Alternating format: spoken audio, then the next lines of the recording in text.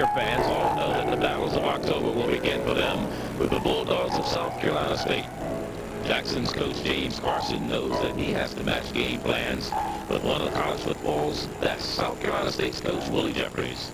And it's no secret that while defense wins games, it's offense that puts the fans on the edge of their seats, especially at the Coca-Cola Circle City Classic.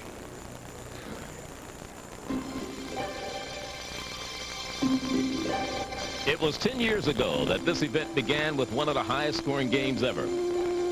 Coach Eddie Robinson brought his Grambling Tigers, and he brought them to the Classic in grand style. In the corner, Nicholas, he has a touchdown. But it was the gunslinger, Mississippi Valley coach Archie Cooley with his high-scoring, no-huddle offense that stole the show. They had the blitz on. Rice has it.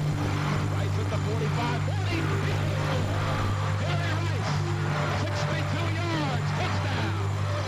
Mississippi Valley defeated Grambling 48-36 and will always remember the game's MVP, Jerry Rice. BET Sports presents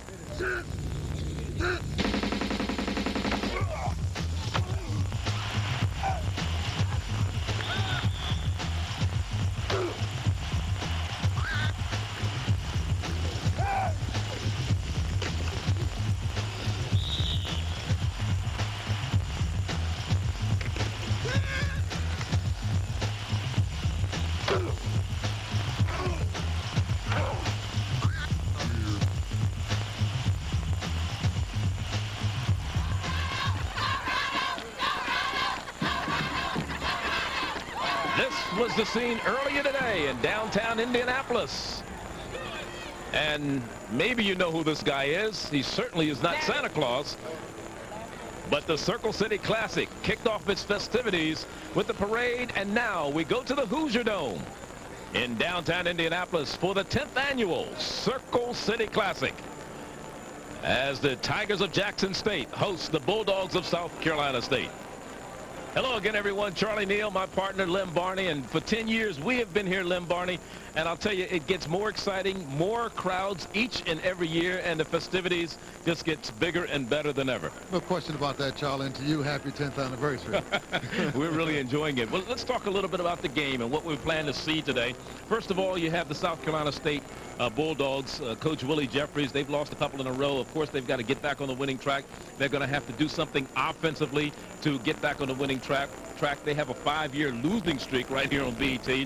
They play excellent defense, but they're going to have to move the ball offensively. Last week, they managed only 98 total yards, maybe the worst offensive production in 25 years. They're going to have to rely on their quarterback, Marvin Marshall, today to put some points on the board. We'll probably see them throw it a little more. I think so, Charlie. As you mentioned, the offense has been a bit inept in the last few games. In fact, the last 3 ball games, they've only completed 1 pass, speaking of Marvin Marshall, the quarterback. But he's a tough little quarterback, Charlie. He's got scrambling capabilities, but Jackson State have a tough, stingy defense. When you talk about South Carolina State, Jackson State, on the other hand, here's a team that's coming off of a tie against Mississippi Valley a week ago. They played to a 7-7 tie. You know, they have a pretty good defense, too, but they're going to be very well tested today as far as their offense, whether they'll have the ability to move the ball or not, depending on whether Ricky Jordan has a great game or not. He is the key, Charlie, as you mentioned. Ricky Jordan, the starting quarterback for the Jackson State Tigers. He's a bit banged up, Charlie. He has a right knee that's a bit banged up that he suffered during the Mississippi Valley State contest. The center's also a little banged up. But as you mentioned, I'm looking for a whale of a defensive ball game. It should be a good one. I know who you like. I don't even have to ask. But I'm going to be calm, Charlie. I've got the parachute on Lem Barney, the Jackson State grad. Should be a whale of a ball game. 10th anniversary here in Indianapolis, Indiana. And, of course, 2 fine schools, an intersectional matchup. MEAC, they have decided losing edge in this classic against SWAC schools. We'll be back. Today's game is brought to you by Coca-Cola. Coke, always a good call, always Coca-Cola. And by Campbell's Soup. Campbell's, never underestimate the power of soup.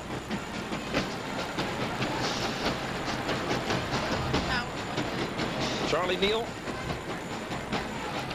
Lem Barney. 10th annual Circle City Classic. Jackson State will get the opening kickoff to start this one. As you look at the South Carolina State team. They're the visitors today in their white jerseys. And you're looking at Matt Young, the junior out of Fort Mill, South Carolina, who will be doing the kicking off for the Bulldogs of South Carolina State. Jackson State, their deep man, LaShawn Osmer, is the man number 6 on the far side. Or he's the man basically in the middle of the field. And this one is underway. It's a onside kick. Coach Jeffries tries some razzle-dazzle early. South Carolina State has it. And taking it down the field for South Carolina State, number 6 is Kevin Pope. And some early hijinks for the Bulldogs of South Carolina State as they come off with the razzle-dazzle early in the contest. They kicked off onside kick by Matt Young. They recover the ball after traveled the necessary 10 yards distance, and Pope puts him in good field position. They say he may have ran out of bounds at about the 48-yard line, but nevertheless, it's South Carolina State's ball as we look at their offense. Greg Middleton, Shield, Blanchard, Carter, who we thought would not play because of a serious injury last week, is back in the starting lineup, along with Ford. The receivers are Craig Miller and Solomon, and Sanders and Manigault are the backs. Manigault, the up back. In the eye, the pitch. Actually, this is Michael Hicks, number 4, getting the carry, and Hicks is knocked out of bounds, but not before he gains yards down to the 45 of Jackson State. It'll be 2nd down and about 3 after a 7-yard gain. Coach Willie Jeffries, 21st year as a head coach. They may even see him throw it on 1st down. He said they're going to try everything today. They've got to break out of the jinx that they've had. They lost to Southern. They lost 2 of their last 3 ball games. Lost to Southern a week ago. As you look at the defense of Jackson State, here's Hicks again going through close to the 1st down, about a yard shy, down to about the 43-yard line. Number 90 on the stop defensively is Fernando Smith out of Flint, Michigan, a senior from Northwestern High. As you look at Michael Hicks, coming into the game, averaging 6 yards a carry. 3rd and 1 for South Carolina State. James Carson looking on. Fumble! And a flag also thrown. We may have illegal motion. It's going to be against South Carolina State. Illegal motion.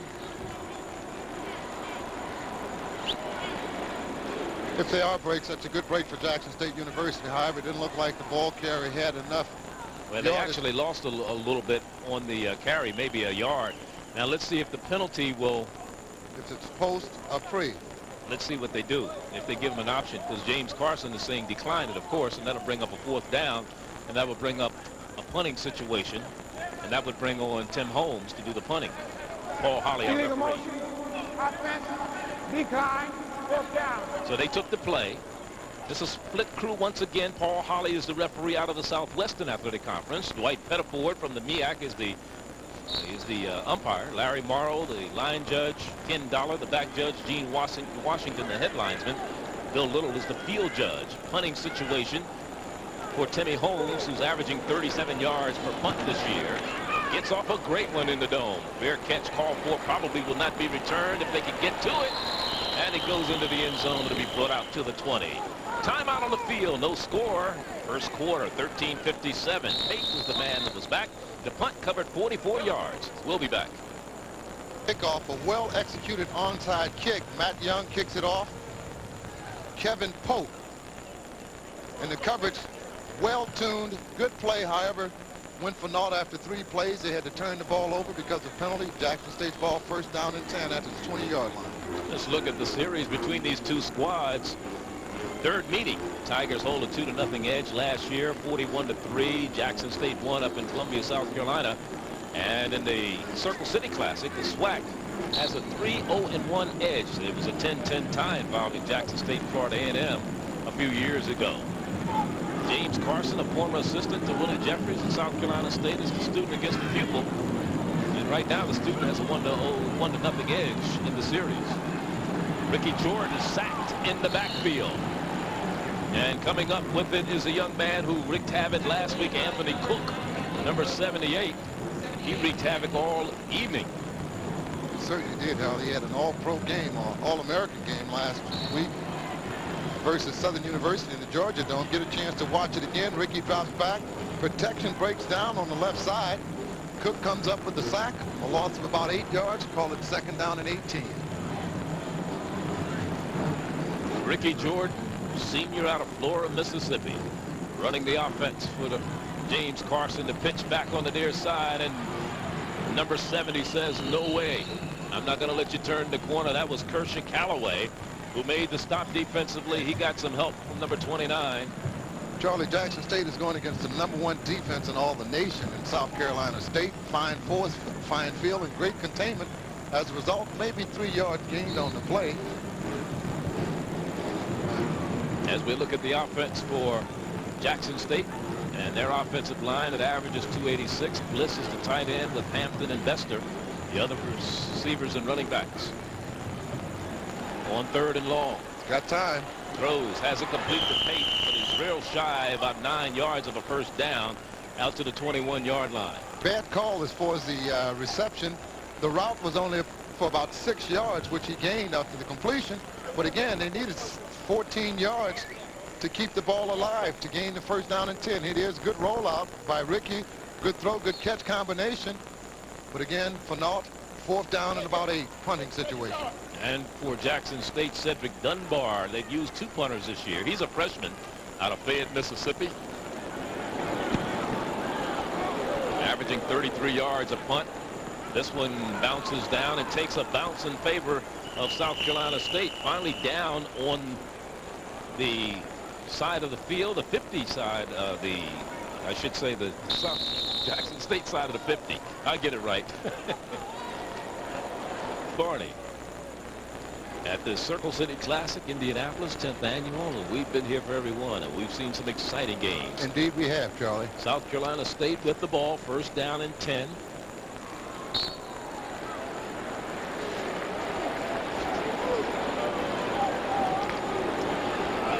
At the 48-yard line. This is their 2nd offensive possession of the afternoon. Manigault, the up back. Michael Hicks is behind him. Fumble. And Marshall has to pick it up, and he scampers for about a yard down to the 47, which will bring up a 2nd down and 9. Number 99 defensively there is Corin Sledge, a sophomore out of Tuscaloosa. Central High there.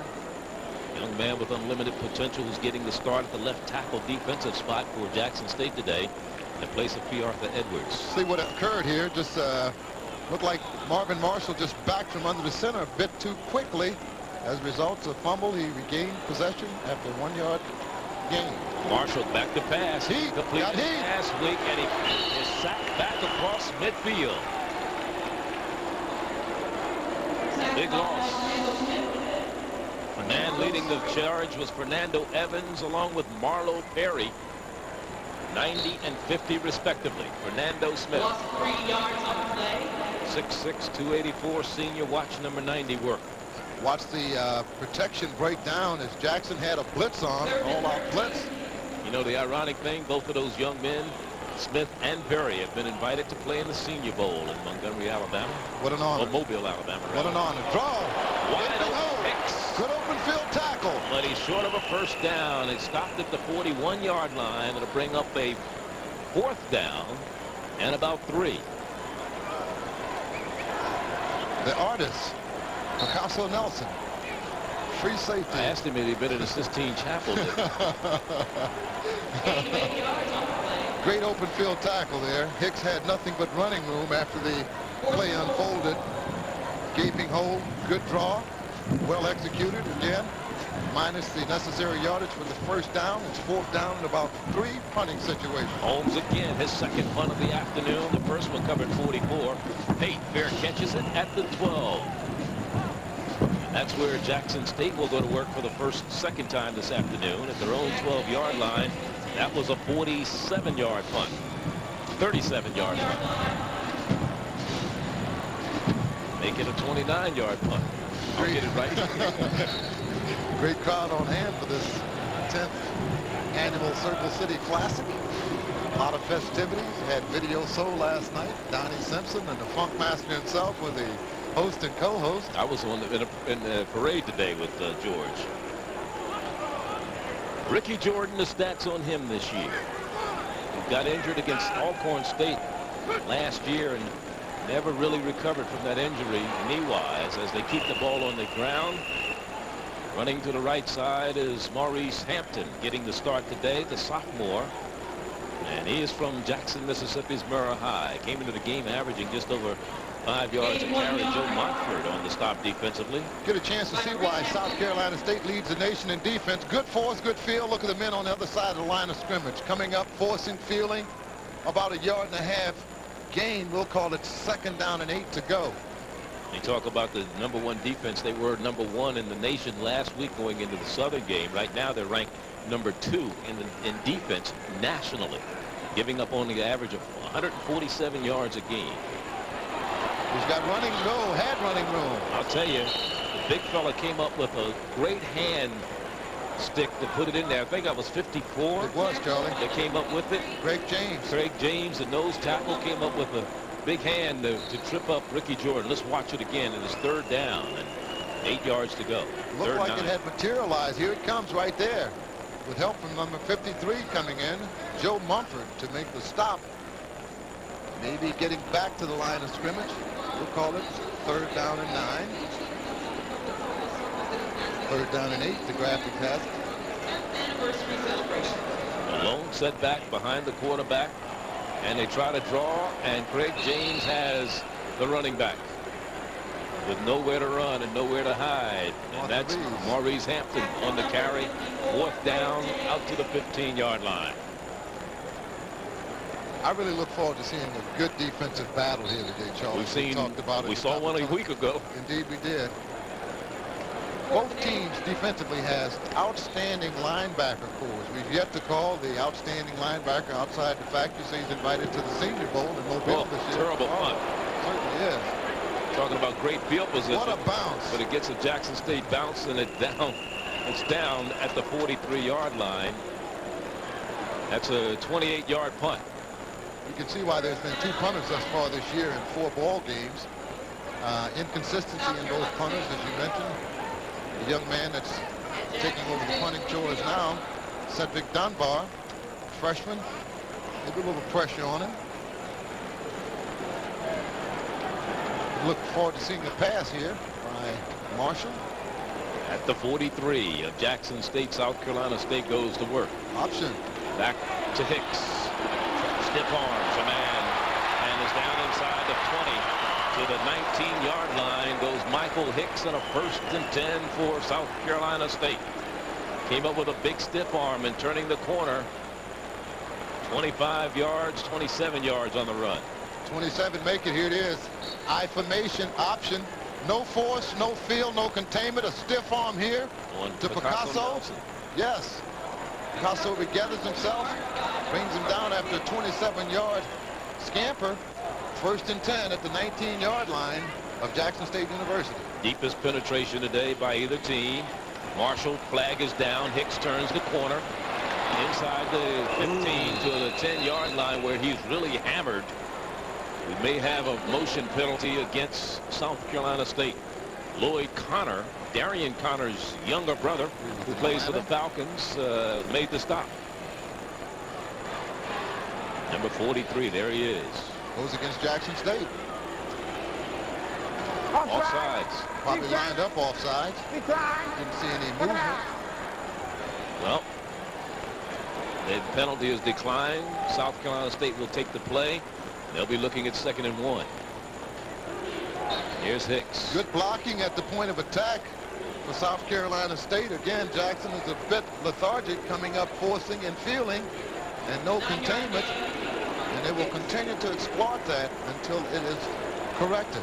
Willie Simon there with Coach Jeffries, former women's basketball coach at Maryland Eastern Shore, returning to the Bulldog country to help out with the offense.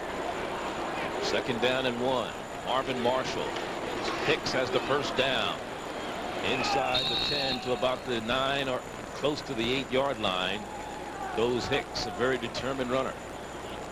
He's getting the start in place of Frankie Sanders, who's the 3rd leading rusher in the MEAC. Hicks is the 7th leading rusher. He loses a shoe. But nevertheless,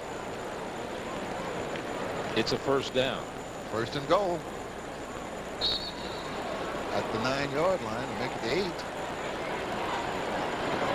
Manigault and Sanders. Make that Hicks, rather. Timeout called for by Marshall. Didn't like the defense. And we'll take a timeout. 6:47 left in the first quarter. No score. But Jackson State is threatening with a first and goal. Make that South Carolina State is threatening. Champagne dancers from South Carolina State. We'll see them at halftime. Meanwhile, this is the 4th play of this drive that started at the Jackson State 43-yard line. They've consumed a minute off the clock, and it's first and goal. Quincy Miller's the man in motion. Option. And Marshall keeps it, cuts back at the 5, is down to the 4. Marvin Marshall, it'll be second and goal at the 4-yard line. Defensive stop by Fernando Smith.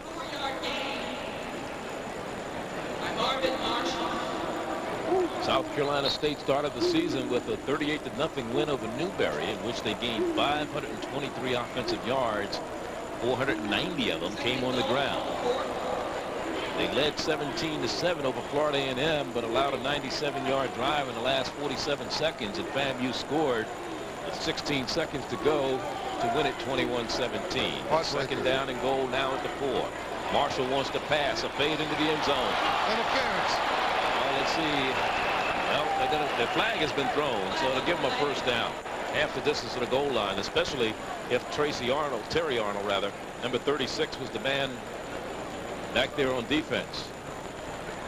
It was, Charlie. If you see Marshall having problem again, perhaps stepped on by the center, and the young man in coverage, Terry Arnold, here's the stumble. Center clearly stepped on him as he throws the fade route. The corner covering on the fade. Young man there, Terry Arnold, inadvertently tripped the receiver, but it gives him a first down and goal.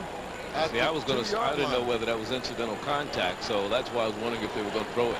He threw it. Yeah. Might have been incidental contact, but nevertheless, South Carolina State will take it. They'll run it. Jumping the jumper. They jumped the jumper. Yes, they did. Did not get in. He was met face to face. Mano la mano. Afute la afute. Benji Johnson is the man there, the senior from Oxford, Mississippi. Here's the ball carrier, Hicks, jumping, and watch the jumper meet the jumper. Good defense there. Fine defense. Virtually no gains. Second down and goal. Benji Johnson on the stop from Oxford, Mississippi. Second and goal. As you look at Benji. Manigault. The up man in the eye. Hicks is the second back. Marshall fits to Hicks. He should walk in. Counter. Touchdown, South Carolina State. Michael Hicks, second rushing touchdown this year. On a 2-yard run.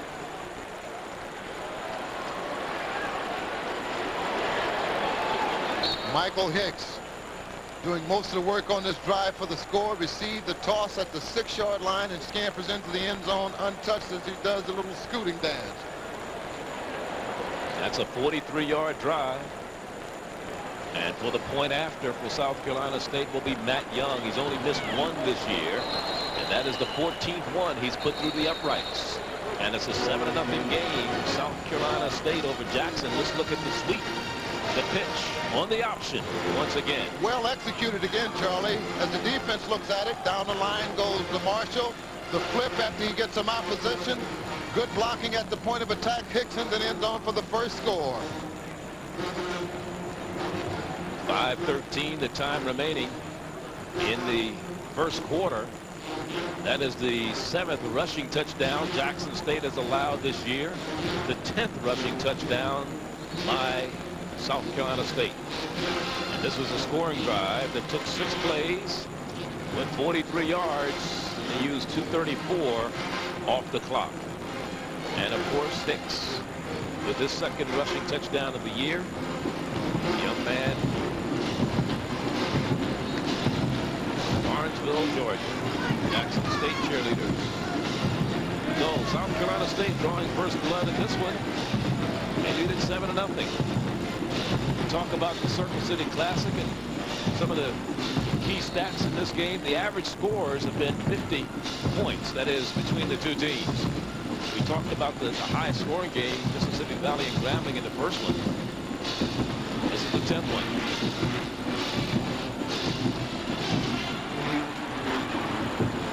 Out to the 25-yard line on the return of the kick. Good kick coverage by Martha South Pearson. Carolina State. Pearson on the return.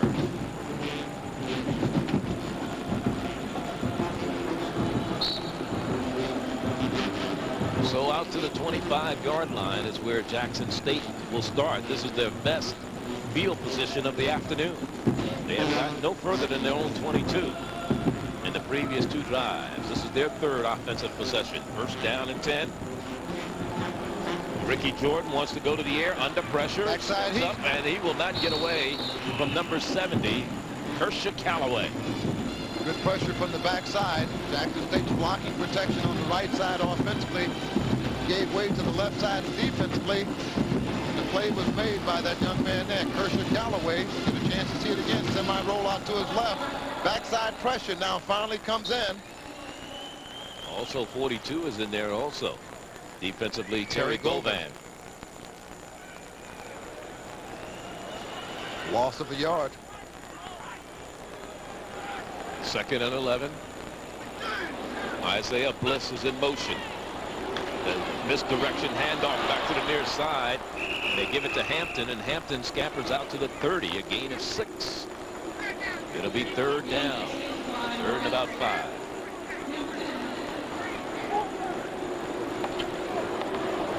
Here's the stats on Hampton. Maurice Hampton. Get a chance to see it again. I formation, misdirection, starts off to the left, veers it back to the right, picks up a few blockers there. Gains 6 yards on the play, bring up a third down and 5. Here's the way it looks defensively.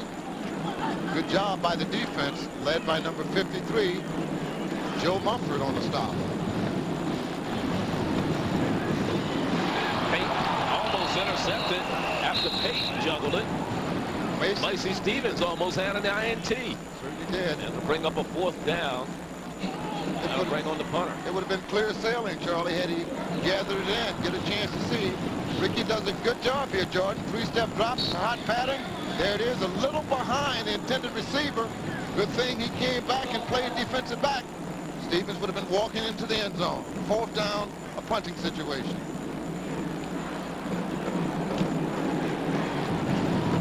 Not too good a punt again. Well, more distance on it, but I'll tell you, it has not taken any bounces for Jackson State today. It's all gone South Carolina State way as far as the punting is concerned, but they have buried him as a 37-yard punt that time by Dunbar.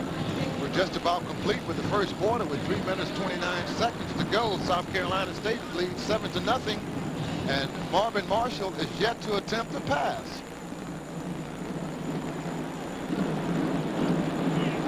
South Carolina State on offense now for the 4th time from their own 33. They got into the end zone on an offensive possession. The only touchdown they scored last week again. was on an interception. Plenty of time for Marshall. Time is running out. Time keeps on ticking. The problem is he couldn't find the receiver. And he loses, well, he gets back to the line of scrimmage. That's about it, to the 33. He ran about 37 yards. They've been having problems but he'll get nothing on the throughout the first quarter. Not at all. Throughout the first quarter with the exchange from the center to the quarterback, but alertly again, Marvin recovers, scrambles out to his right, does a little dancing here, nifty footwork. He's an excellent scrambler. Where are the receivers? See, I worry about what the receivers They got to come back for the ball. They got to come back toward the quarterback once they alertly notice that he's in trouble. What were they doing? On a draw play, here's Hicks into the secondary. Picasso Nelson breaks him down, but not before he gets over the 45 to the 47. Very well conceived play again. A sprint draw. It's almost like a pass or an option. The ball is handed off again once again to number 4, Michael Hicks. Here it is again. Gaping hole there at the point of attack. Number 43 could not scrape off the block. and that's in the person of Lloyd Connors. He's got to do a better job of shedding the blocker to get back into the lane where the ball carrier is running. Stats on Hicks so far: came into the game averaging 6. He's already got 7.1 in this one. Here he goes again out to the midfield stripe, a gain of about 3.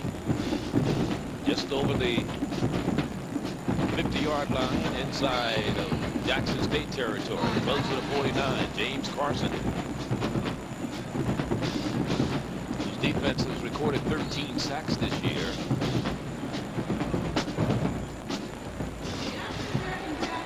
That was Benji Johnson you saw leaving the field a moment ago. Second down, 7 yards to go. Back to pass is Marshall. First pass of the day. And he's completed one. The first time he's completed one in 3 games. Gain of 3 on the play. Pass covered for 4 to 5 yards. Again, as Charlie mentioned, they only completed 1 pass last week, and it wasn't the quarterback who threw it. They did? I didn't know they completed any passes last week. Halfback option, I believe it was. It was at Southern. That was Southern. Southern, okay. He threw it to the quarterback. My bad. My bad and my mistake. Yeah, it was a quarterback for Southern University that did an option and rolled out to his right. And Caught one. caught one for necessary yardage for the first down to keep the drive alive. Option again. Here's Hicks. No force, no fear. Manigault, and still on his feet, bounces off and tackles and gets inside the 40 to the 38, and it's a 1st and 10 for South Carolina State. Brian Bolton finally making the stop defensively for Jackson State, and Hicks is running with abandon today. Watch the blocking on the line of scrimmage. Good blocking Watch here. number 34 lay a block right here. Manigault, good block here, but again, no force, no feel, no containment. As a result, Michael Hicks has been running rampantly all day in Jackson State's territory. He gains more yards. Good block again. Hear it again. Boom, right there. That's the fullback, Manigault. On Picasso. 1st down and 10. Ball at the 38-yard line of Jackson State. The 1st down situation, South Carolina State 6. Jackson State has not gained a 1st down today. Manigault again on the carry. The first time he's actually carried the ball this afternoon. It is 2nd down and 6 after a gain of 4. 42 seconds, the time remaining here in the 1st quarter. 7-0 South Carolina State. They beat Charleston Southern 44 to 10. They held the Charleston Southern to 109 total offensive yards. Wide open. Should be there. No, just a little bit too far. Intended for Freddie Solomon. Good throw, though, by the strong arm of the quarterback, Marvin Marshall, who many criticized for not being a passing type quarterback, but he proved he could lay it out there just a little bit too far because Solomon had his defender beat. Both defenders, the safety and the corner, as he splits the middle there. Ball a bit big, thrown by Marvin Marshall. Again, it was set up on the fake of the option, faded back, hurled one down the middle to the pole, incomplete, brings up a 3rd down and 6 situation. Coach Jeffrey said we might even throw it on 1st down because they can play the run. Running back in the game now is Mackey. Mackey at the 5-yard line, brought down at the 4. 1st and goal, South Carolina State. Mackey, Antonio Mackey, senior from Columbia, South Carolina. You're talking about a bevy of backs. They've used 3 in this game already. Get a chance to see Mackey here. 30 yards on the run. Sprint draw, no force, again, no feel. Good blocking downfield by the tight end. And the young man does it basically on his own as he scampers the ball. Antonio Mackey for 34 yards. 1st down and goal. Ball is resting inside the 5-yard line, making 1st and goal from the 4-yard line. And Mackey is the up back in the eye, replacing Manigault. And it's the end of the 1st quarter. And when we come back, the 2nd quarter will be first coming. But more importantly for the Bulldog fans, their team will have the ball 1st down and goal right inside the 5 of Jackson State. Here as we start the 2nd quarter, let's take a quick look at the Mid-Eastern Athletic Conference standings. You've got Florida A&M. Well, if you add today's game, they go 1-1 in the conference. They lost to Howard. Final score in that one was 32-13. So Howard starts out in fine fashion. Their first conference game, they go to 4-0 overall. And you look at the rest of it. North Carolina A&T, they'll have a game at Liberty this afternoon. Of course, this game here, Bethune-Cookman that's playing Delaware State. And Morgan State is off this weekend. That's the way it stands right now. But right now, as we start the second quarter, we've got South Carolina State threatening. First down and goal at the 4-yard line. Everybody. 5-yard line. Mamas, daddies, babies. Oh, yeah. This is a happening. It's more than a football game. It's an event. No question. Culmination of Indiana Black And it's something Expo. for everybody. I mean, there was the Dells here last night. Dramatics. There were Dramatics and Chuck Shabba Ranks. And somebody else didn't have any rank. No rank at all. George Clip. Option. Marshall to the 1-yard Gee. line. And he's finally brought down by Benji Johnson, along with Marlo Perry. Let's look at the first quarter stats. Second and goal. There it is. Jackson State has yet to gain a first down in the game. And there's the passing yards. South Carolina State 3 yards, but they at least complete a pass. But more importantly, they have the ball, they have the clock, they have the score, and they're threatening to score again on second and goal. Hicks over the top for 6. His second touchdown of the day.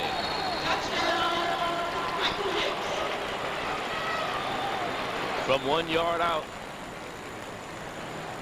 Get a chance to watch it again on the 1-yard line. Power blocking up front. Lead blocker, there's Hicks, up and over, just like in the backyard. For the second score of the evening for Hicks. Score now 13-0. PAT forthcoming. Michael Hicks with his second touchdown of the evening. Matt Young for the point after. Point for number 15 of the year. No good. He missed it. So he's missed 2 this year. So it's 13-0. We'll see how that looms later in the game. That drive started at their own 33. That's a 67-yard drive. The big play was a 30-yard run by Mackey in that drive. Antonio Mackey helping his Bulldogs to get within the territory of Jackson State, culminating with the 1-yard dive. So the last 2 touchdowns, or last 2 possessions, have ended in touchdowns for South Carolina State. Let's look back over the Circle City Classic. Of course, last year, Alabama State losing to Central State 91. It was Alcorn and Howard, Grambling, and Alabama A&M. That was a last second ball. It was Dexter Pitcher caught that one. Jackson State over Bethune-Cookman 1989. Van U and Jackson State in a 10-10 tie back in 1988. And we go back to 1987. Of course, Mississippi Valley over, well, make that 86. Central State and Florida A&M. Central State 41-3. Mississippi Valley, without Jerry Rice, beat Tennessee State 28-13. And the year before, with Jerry Rice, it was 48-36 over Grambling. Without Will Rice, they still won. Jackson State, Sean Osmer slung down Hicks at the 15-yard line, 16 by the Mr. Everything today. Hicks, yes, he's doing playing it special all, teams and everything. Train killer, headhunter, ball carrier, pass receiver. He may be playing some quarterback later on. 10-play, 66-yard drive, 4:05 off the clock on that last drive. So Jackson State with the ball offensively at their own 16-yard line has a first down and 10. They keep it on the ground. Arnold on the carry for a couple to about the 18. William Arnold, junior out of Atlanta's Banneker High. Harold Spann, linebacker for South Carolina State, playing the right side. Good job. He's from Monk's Corner. From where? Monk's Corner, South Carolina, Berkeley High. I love you too. Here's the ball carrier coming off. William Arnold, the third. That's the first time we've seen him today. Hampton had started. Hampton is back in there. Number 29, the lone setback behind the quarterback, Ricky Jordan. 3 seconds left on the 25-second clock. They get it off. Here's Hampton. Runs over one of his own men. He killed one of his blockers. I think it was Burrell or Terry Ross, the right tackle. But he gets out to the 20-yard line. No, not quite to the 20. Jonathan Giles. Watch the job here that Giles does as he scrapes off the blocker. Boom. 66. Yeah, And he Terry Ross takes a would-be blocker out along with the ball carrier for virtually no yardage gained at all. Bring up a third down in about 7 situation. Dictating a pass. Jackson has not been able to, they have been able to throw the ball, but not the necessary yardage, and haven't been able to run that effectively. Ricky Jordan, plenty of time, drills it down the middle, and he's really crunched at the 34-yard line, but he held on for a first down. James Hester. Boy, you talk about hits. The train killer. Put that in the highlight reel. No question. And the whole stand, I mean, everybody in the stadium was waiting to see if he was going to be separated from the ball. Good job here by the quarterback, Ricky Jordan. Scrambles around, buys time. Finally finds a wide open receiver here. Boom! Fine job as it shows it again on the diamond vision here in the stadium. 1st and 10. This might get things going for Jackson. Another first down on the run straight ahead by Carlos Knight, freshman from Provine High in Jackson. So Coach Carson has used a number of running backs today. He's used 3 tailbacks so far.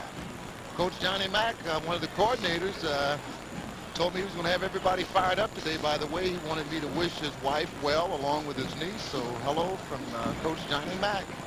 John McKenzie, former quarterback, who's the offensive coordinator for Jackson State. Coach Carson said that's why I hired him, because I know he can throw the ball. We got a lot of premature movement. Well, let's see. Did the defense make contact, or did he get back? I don't think contact was made the way I see it from here, well, Charlie. If contact was not made, then it's going to be legal procedure against Jackson State. Correct.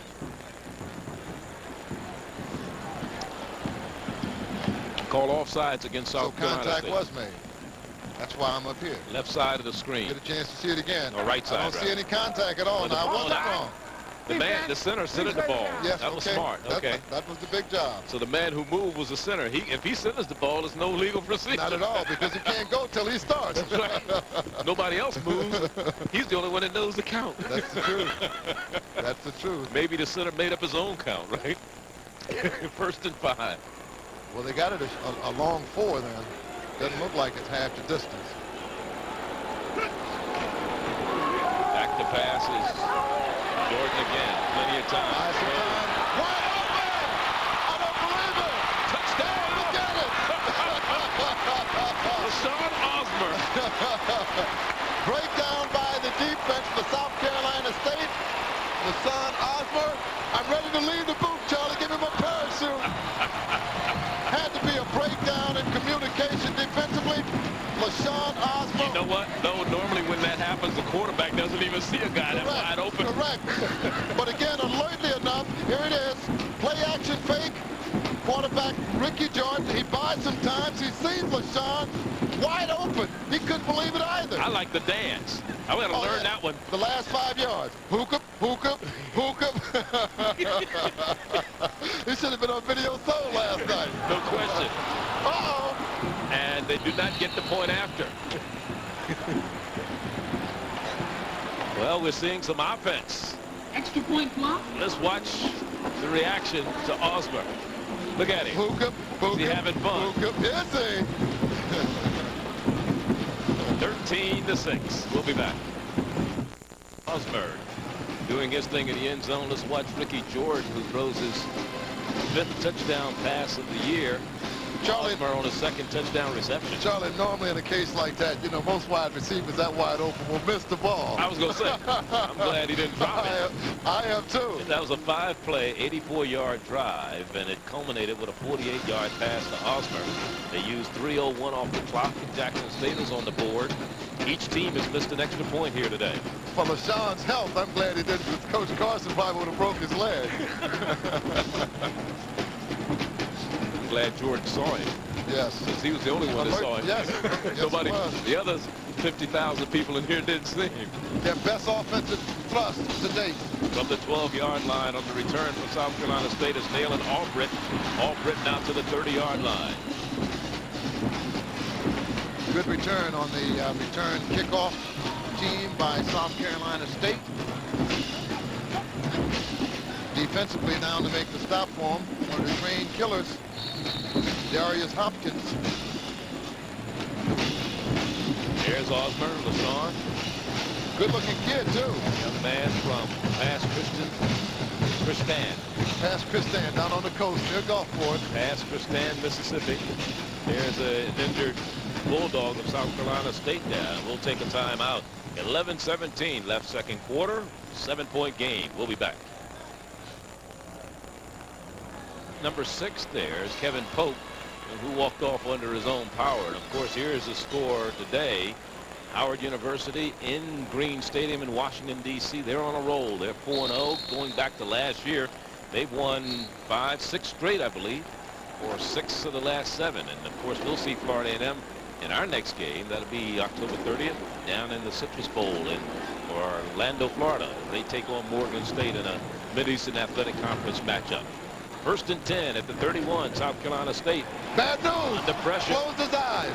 Marshall. Oh, wide open tight end. Tight end Kelly Craig. Craig still on his feet. Dumped down at the 38-yard line by Picasso Nelson. I'm sorry, that was not Nelson on the stop. That was, yes, it was Picasso Nelson. Lucky sevens.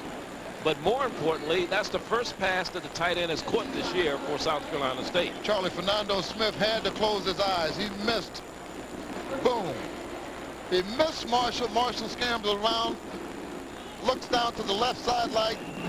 Kelly Craig wide open. He's got a lot of room to run. Nifty running. Advance the ball into Jackson State's territory. First down and 10 at the 37-yard line of Jackson State. A 32-yard completion to Kelly Craig out of Winsboro, South Carolina.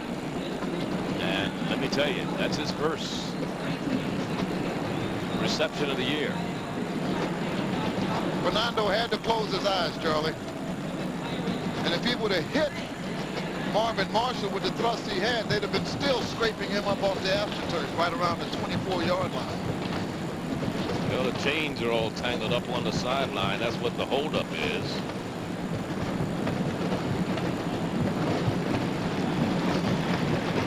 Check some other scores. Hampton had a big win today over Johnson C. Smith.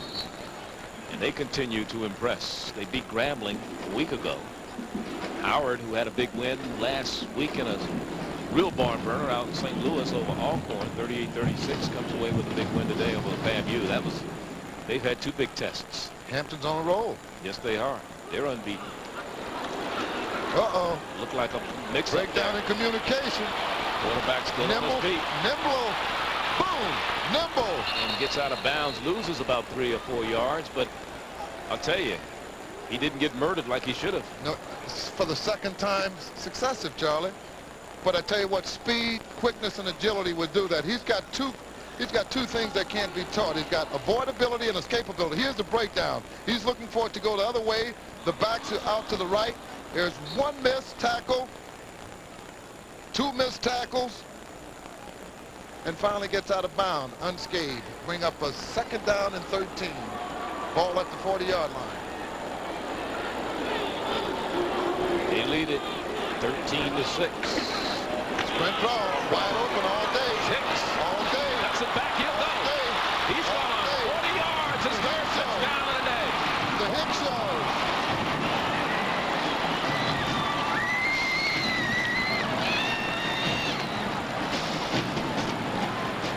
What I liked about the run more than anything was once he got into the secondary, his vision, that he was able to see the whole field and cut back to the right, and after that, there was nobody between him and the goal line right here. Sprint draw again, Charlie. Good block, a good kick out on the defensive end on the right side. As you mentioned, once he got in the secondary, everything had moved to the right defensively. He broke it back to the other side, took it into the end zone, virtually untouched. Fine yards, 40-yard scamper by Michael Hicks. It's the Michael Hicks show. And that was set up by the 32-yard pass to Kelly Craig. Matt Young, who missed the last PAT, will attempt his 2nd of the afternoon. This one is good. And it's a 20-6 ball game, South Carolina State. Watch the blocking at the point of attack. South Carolina State has been sharp. Here it is. Boom. The defense is nowhere on the field, seemingly. Good job by Hicks. He got into the secondary, broke it back to the right side, and does a little nifty dance. He said, if LaShawn can dance, I can dance too. South Carolina State on top of Jackson, 20-6. A 69-yard drive. We'll be back.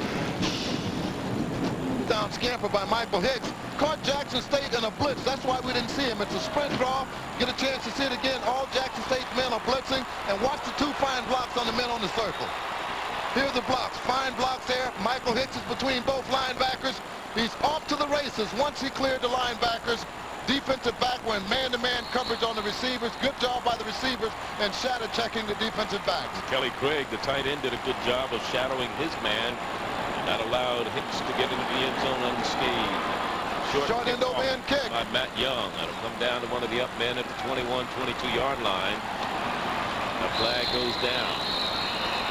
You know, you got to think about maybe, and I'm not trying to make excuses because we've got a long time to go in this game. I can use one right now, But Jackson State, as we look at that last drive, 3 plays, 69 yards. They used up 1:12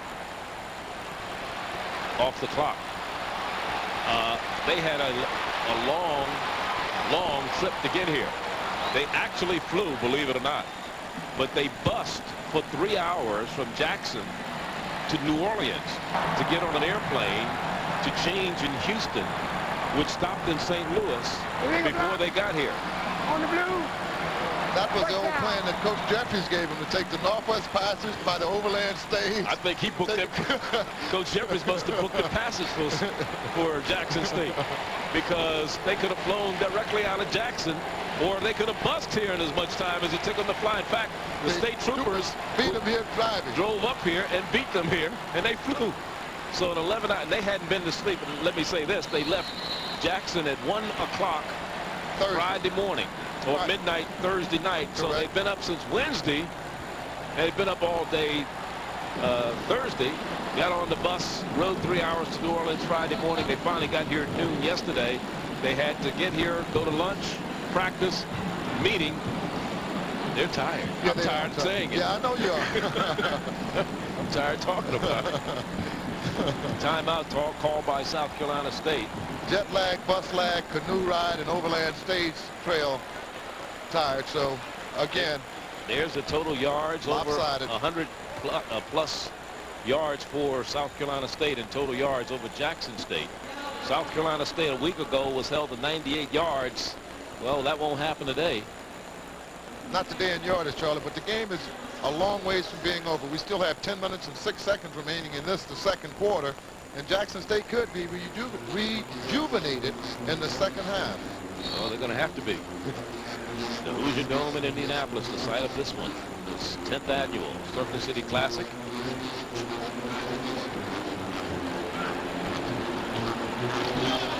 Nowhere to run for the running back, Hampton. Mr. Cook, nope. Kershaw Callaway. They're just pinning their ears back and going. Yes, they are. But we've had, with the exception of the first scoring drive, which was a 43-yarder, all of the drives have been over 60 yards, 65 yards, 67-yard drive on the Hicks 1-yard run. Jackson State came back with an 84-yard drive, and now Hicks with the second score or third score of the afternoon. That was a 69-yard drive. It is 2nd down and 12 for Jackson State. Back to pass. Fumble! Jackson State recovers at the 13. Again, no blocking at the line of scrimmage at the point of attack. South Carolina State, 2 plays in a row, had men in the backfield that were untouched. The first one by Kershaw Callaway. Get a chance to watch it again. Blocking breaks down here as he starts to scramble. Mr. Cook got a hold of it. Yes, he did. And almost recovered there by Mumford. Joe Mumford. Jackson State lucky there. 10 yards loss on the play. 3rd and 18. Well, 8 yards on the play. Dictating a pass. Look at Mumford faking the blitz. Then he drops off. Got some time. Throws in the middle. Wide open is Pate. First down. Pate has the first down.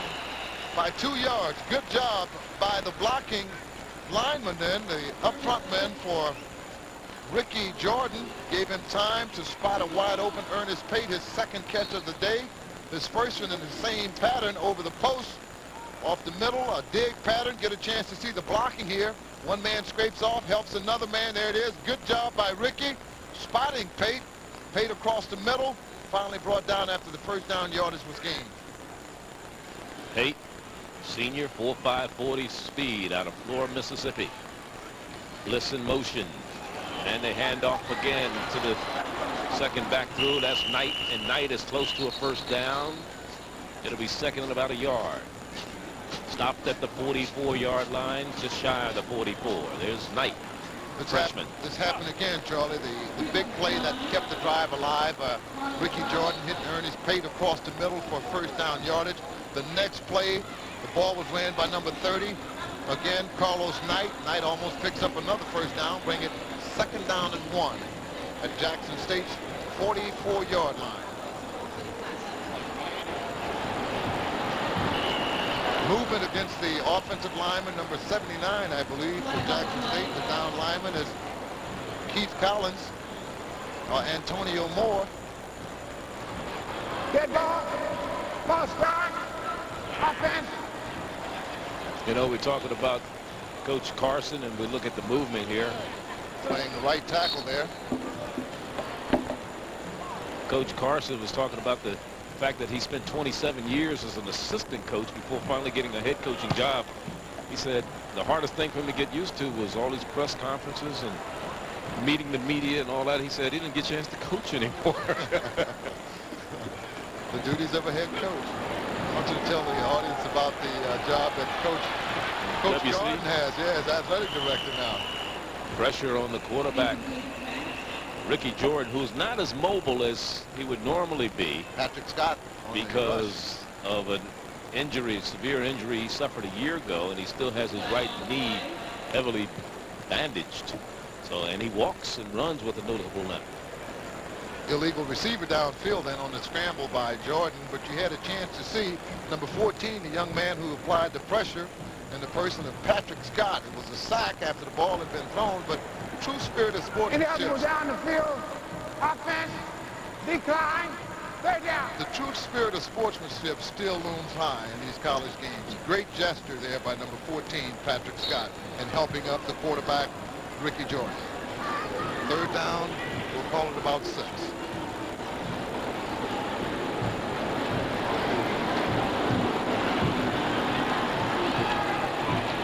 Going for Pate. He has it. First down at the 43 of South Carolina State. Ernest Pate becoming the big receiver today. Came into the game with 18 receptions. He was second in the conference. Charlie, you made mention the young man who's quarterbacking, Ricky Jordan, is not as mobile as he'd like to be. He's wearing a brace on his right leg.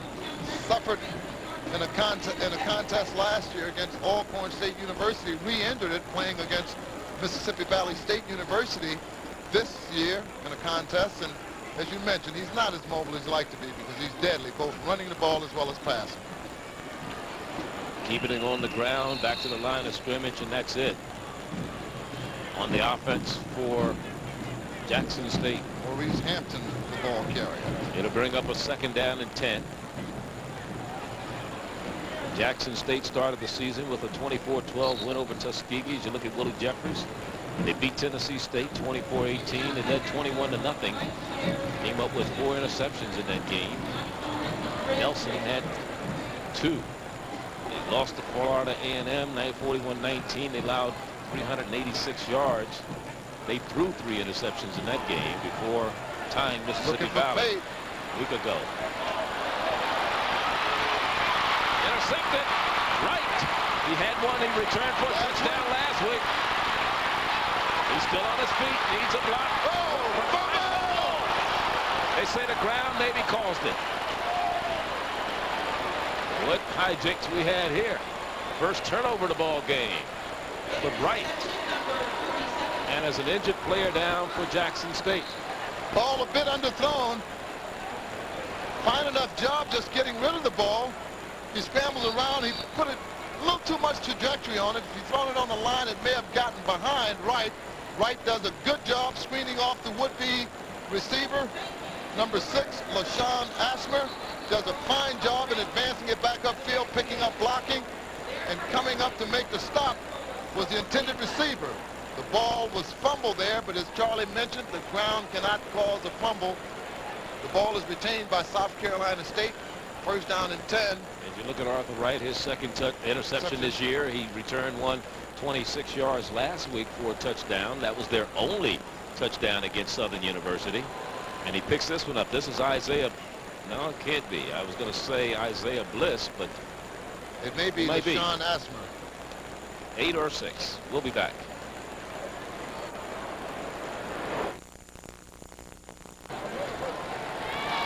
Charlie Neal, there's the Tiger. They're still attending to the Jackson State player who's down at the 30-yard line. Let's check out the SWAC standings. In the meantime, Alcorn State is on top with a 3-0 record, 3-1 overall, followed by Southern University, who has a date with Mississippi Valley this evening. Texas Southern, which is coming off of a big loss a week ago. They're 1-1 in the conference, 1-3 overall. There's Mississippi Valley. They have 2 wins. They're 0-1-1. They have a tie against Jackson State, which occurred last week. And Grambling 0-1, 1-2 overall. Alabama State is winless, as is Prairie View. Alabama State is idle this week. Texas Southern taking on Knoxville College. Sam Houston is at Alcorn. Southern plays Valley, and Prairie View's at Grambling. This doesn't look good. No, it doesn't.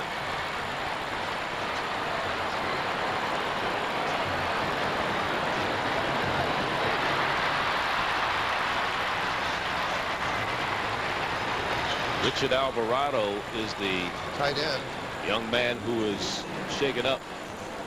Sophomore out of Bowling, Alabama. We wish him the best. Yes, we do. We'll be back. I don't like to see that.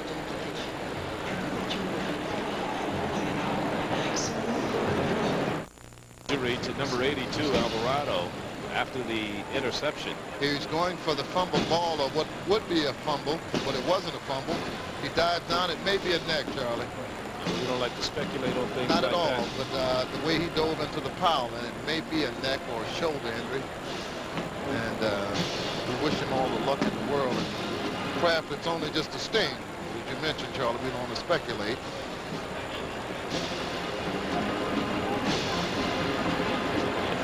Let's look at it one more time. In the meantime,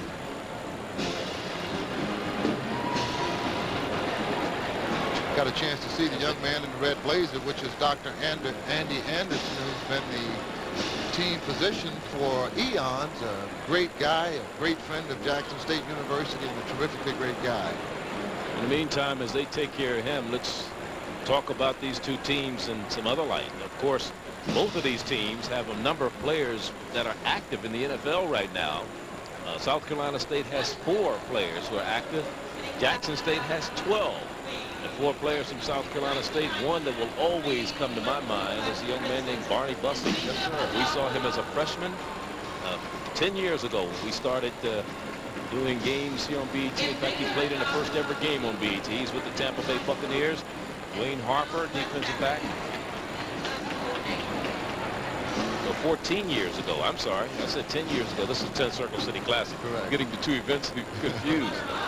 Dwayne Harper with Seattle, defensive back. Orlando Brown with Cleveland, offensive lineman, and Robert Porcher, first-round draft choice with the Detroit Lions right now, who was at South Carolina State. They are active players from South Carolina State. The young men that are active from Jackson State: Jimmy Smith, Chris Burkett, Darian Connor, Houston Hoover, Lewis Tillman, Jackie Slater, Tim Barnett, Paul McJulian, Reggie Davidson, Robert State, Lester Holmes, and Antonius Kimbrough. You have 4 offensive linemen, 2 running backs, a linebacker, 4 wide receivers, and a punter in the NFL. Paul McJulian is the punter. For 4 straight years, Jackson State has had a wide receiver drafted into the NFL.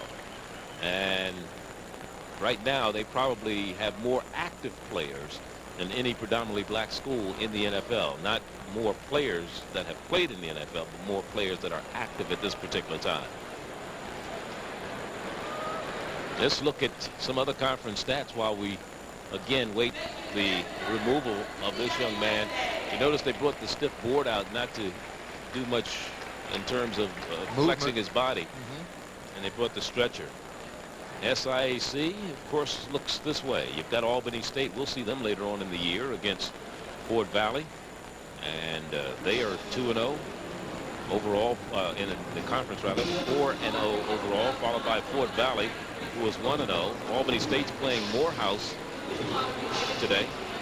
Valdosta State's playing Clark. Tuskegee. Well, that was last week, rather. Let's go back to today. Alabama Birmingham is playing Miles. Albany State is at Tuskegee. That's what's happening today. Savannah State, of course, you see the rest of the stats there. Miles, Clark, Atlanta have not won at all this year. 20-6 is our score.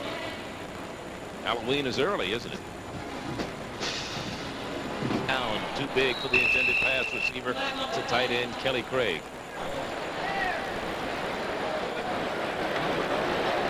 Holding. Offense. Replay it down. Might have been Greg Middleton, number 64. Let's watch. There he is on the left side. He gets a handful of jersey, 2 hands full of jersey on Perry. Charlie mentioned ball a bit too big for the intended receiver, the tight end. 15-yarder. Bring up first down at about 25. Jackson State may have some momentum. Sprint draw again. Best they played that today. Was stopped after a gain of 1. Fernando Smith. Big fella. David Holly, DJ, told me to say hello to his folks. Fernando out of Flint, Michigan, home stater, senior, 6'6", 284 pounds. Let's go! About 3 yards. Bring up second down and 22.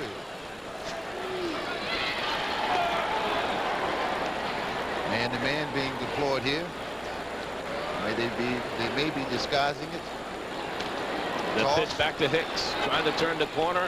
Good defensive play on the far side of the field. Jarvis Knott. Davis Knott, the senior out of Brandon, Mississippi.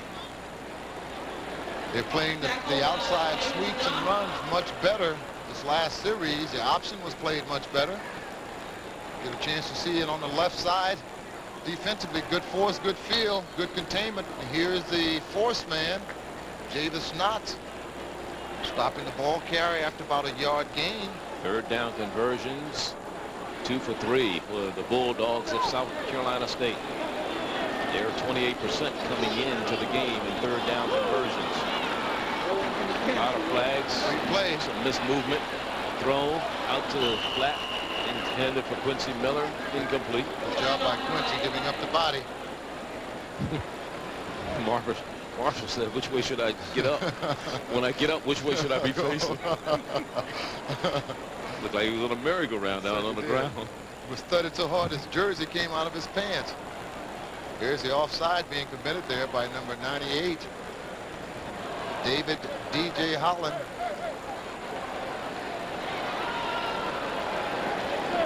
There's Ball, Holly. Right in eligible. On offense. Offside. Defense. nullifies. Replay. Replay. So they had an offsides, they had an ineligible downfield, and they get the play over. Here's a penalty situation. South Carolina State has been penalized twice today. Jackson State 3 times in the penalty department. Jackson State, South Carolina State rather, had been averaging 8 yards of penalties, 11 a game, and 94 yards, while Jackson State in penalties averaging 9 a game, 99 yards, 10 yards per penalty. That's coming into today's contest. 3rd and long. And again, Hicks gets the call, and he's out across the 25 to the 27. It'll bring up 4th down. The clock stops or continues to roll. It's under 3 minutes to go. And a punting situation for Tim Holmes. This is the first time in the last 4 possessions that South Carolina State has not scored. The first time that they punted in the last 4 possessions. They punted their first 2, scored the last 3. Holmes is on.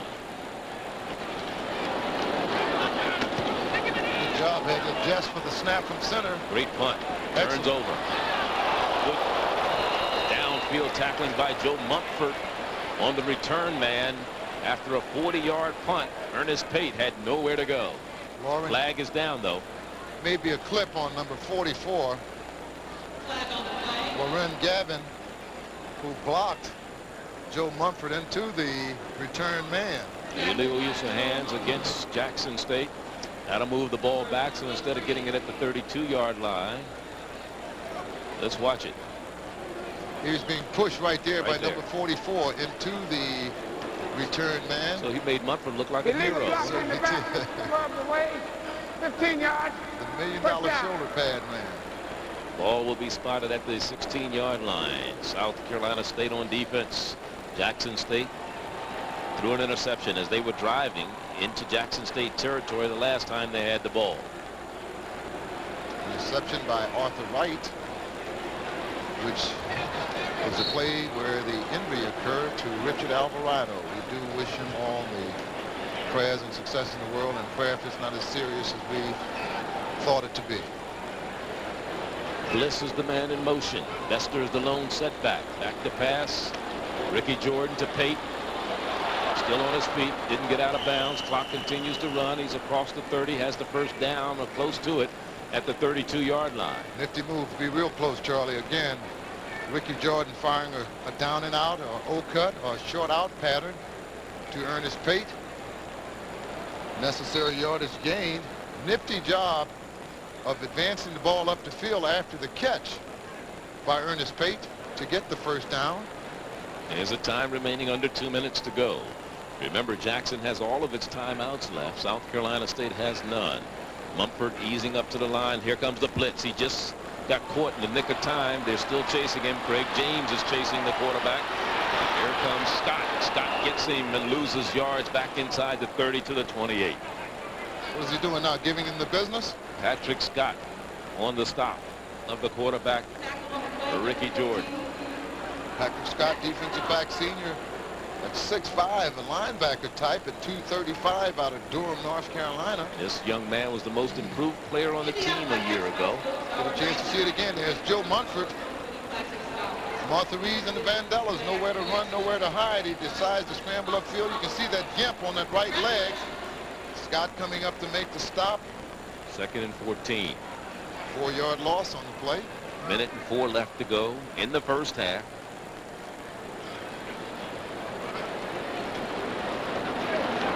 No pressure right now. Throwing for Bliss. Intercepted. Second interception today thrown by Ricky Jordan. This time it is picked off by Richard Dickerson, and we have a flag. Dickerson with the interception, the senior out of Huger, South Carolina. Former punter. So the second turnover for Jackson State. Coming into the game, they had turned the ball over a total of 10 times. They have 2 in this game. Fine job. Good drop by Richard Dickerson. Defensive back. Right Illegal in the block in line. the back. 10 yards. First down. This was on the return, an illegal block in the back. And nevertheless, Jackson State will wind up on defense. Maybe an ill-advised pass. A lot of traffic there in the middle. 2 receivers, 3 defensive backs, and a linebacker who tried to force it in. Intercepted by South Carolina State. So their last 2 possessions have ended in interceptions. Wide open. Here's a tight end out for Ford, and Ford is out of bounds, and that stops the clock. Well, he was really pounced out that time. So that's 2 passes been completed to the tight ends today.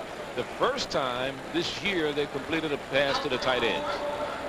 So Craig has caught 1. Ford has caught 1. Tight end over from the left side. Motion to the left. Made the defense come to the right. Wide open. Ford. Here's a hit by Picasso Nelson. Pow, right into the band. Had him playing tuba. 1st and 10. This may be giving the quarterback a lot of confidence, completing as many passes today. Nothing doing that time for the running back, Michael Hicks. Fine defense. Again, Javis Knott is there. Coach Jeffries Lost a couple of yards. Spike the ball, Coach Jeffries is saying. Stop the 19 clock. seconds. He needs to stop the clock. He wants to get his field goal unit on the field. See, these college officials, they look at that and say, what's going on? They do that in the pros all. There's the stats on Michael Hicks. 132 yards, Jackson State rushing yards, total 17.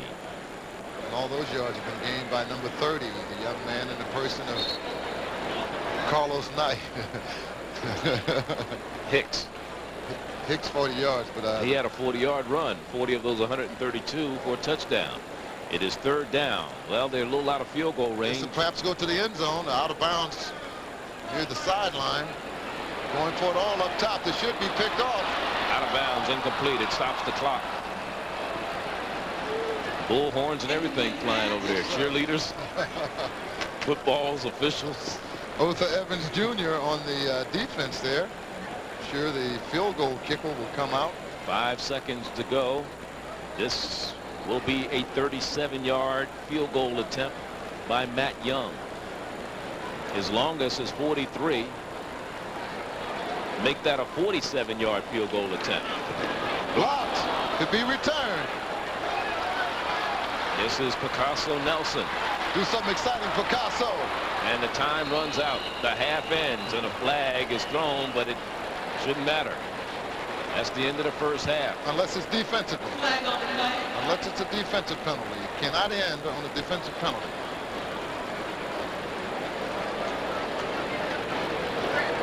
Look like it may be a defensive penalty by the conferring with the referees grouped up right around the Let's see who blocked it. 16-yard line. Here's the snap. Good snap, good hold. Late hit.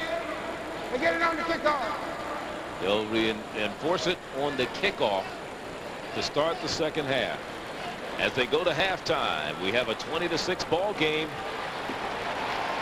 South Carolina State in the driver's seat right now. And we'll be back with halftime activities in a moment.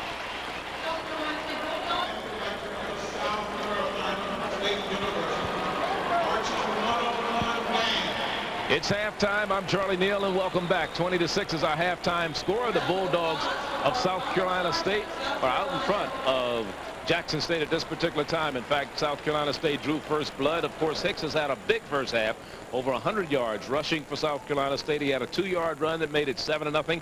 That was set up by a poor punt by Jackson State that completed a 43-yard drive. Hicks then came back on a 1-yard run. He missed the extra point. That made it 13-0, and of course it capped a 67-yard drive. The extra point was no good. Mackey, a 30-yard run in that drive that helped set up the touchdown, and then Jackson State finally getting on the board as Ricky Jordan finally threw a 48-yard pass to Osmer. Osmer takes it in, and it's the extra point is missed. 13-6 at that particular point.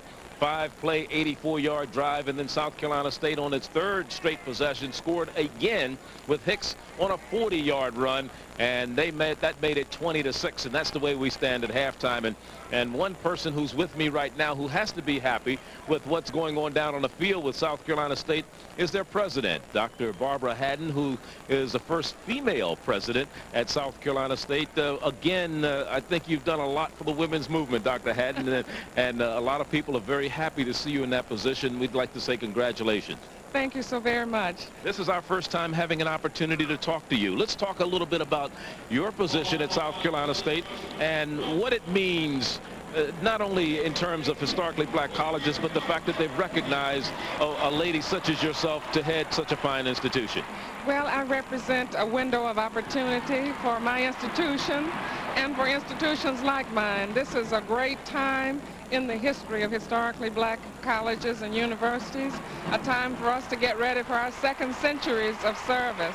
And I'm just simply a window on that opportunity that our institutions are facing at this time. Or do we see, and a lot of times questions are asked, that a lot of our black youth are starting to come back to our historically black colleges?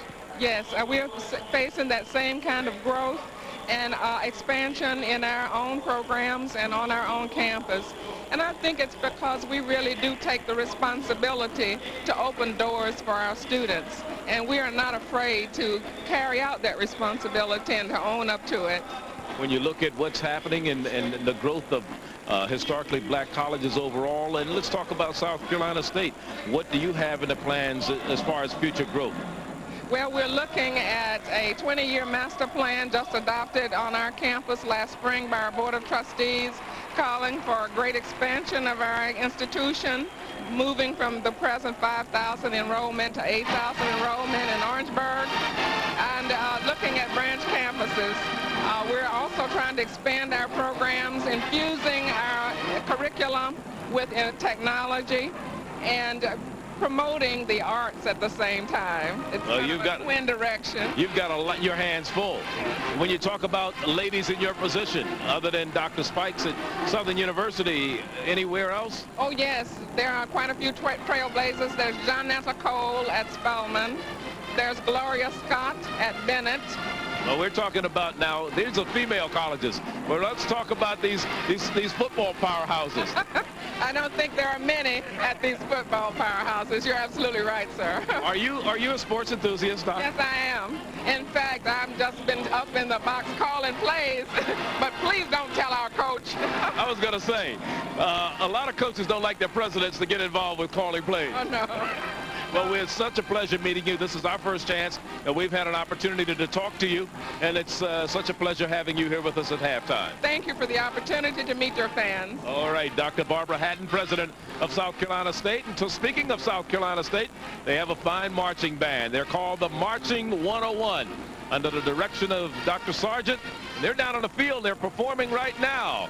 Their dancing ladies are called the Champagne Dancers. Let's go down and watch the South Carolina State Marching 101. They're actually 180 strong. We'll be back.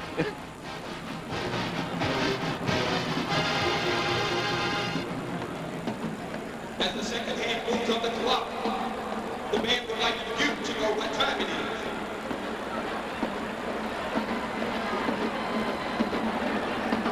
It's Marching 101 time. Y'all ready, baby? Ready?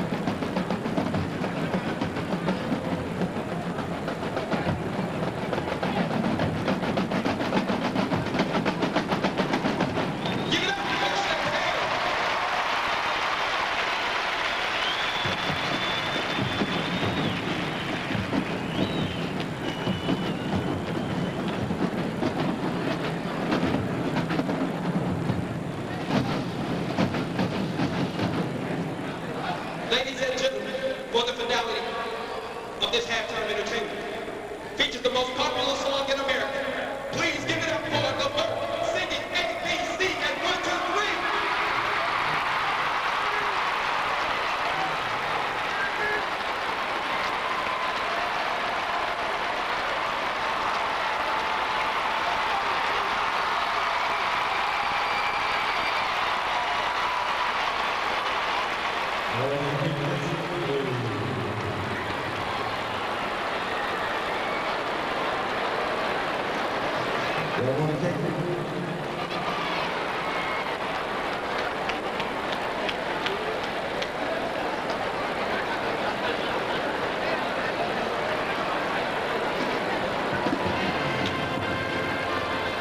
See, there comes a time in every man's life when he's got to fall in love,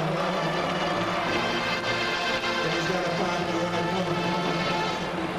I think I found it in you. Woke up this morning to hear the city and the eggs I got smile. Girl, I gotta tell you, you're just too good for me. See the way that you think, makes it easy loving you. Even the blind man can see. So, every night I get down on my knees and the things that you do, so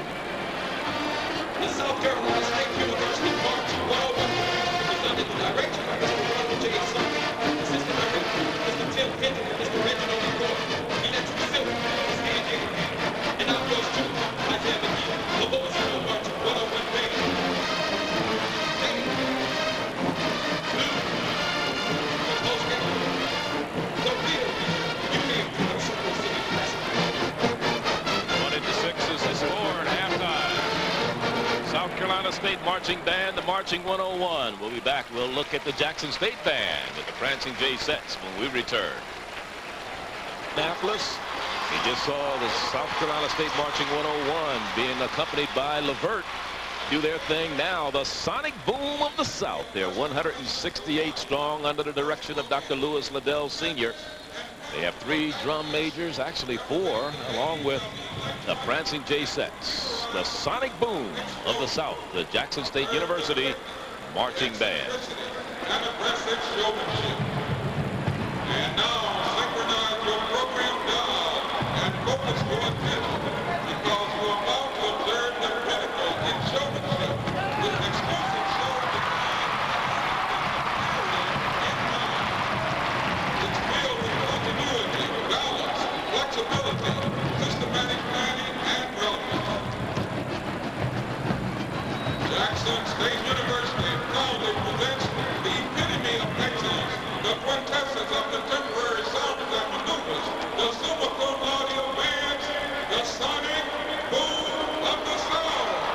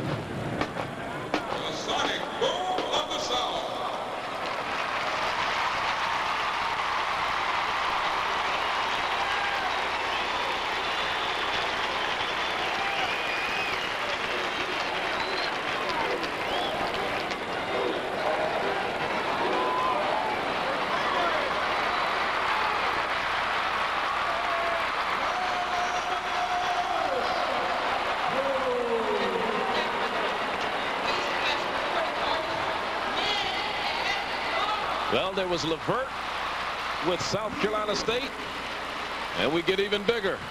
Men at large with Jackson State.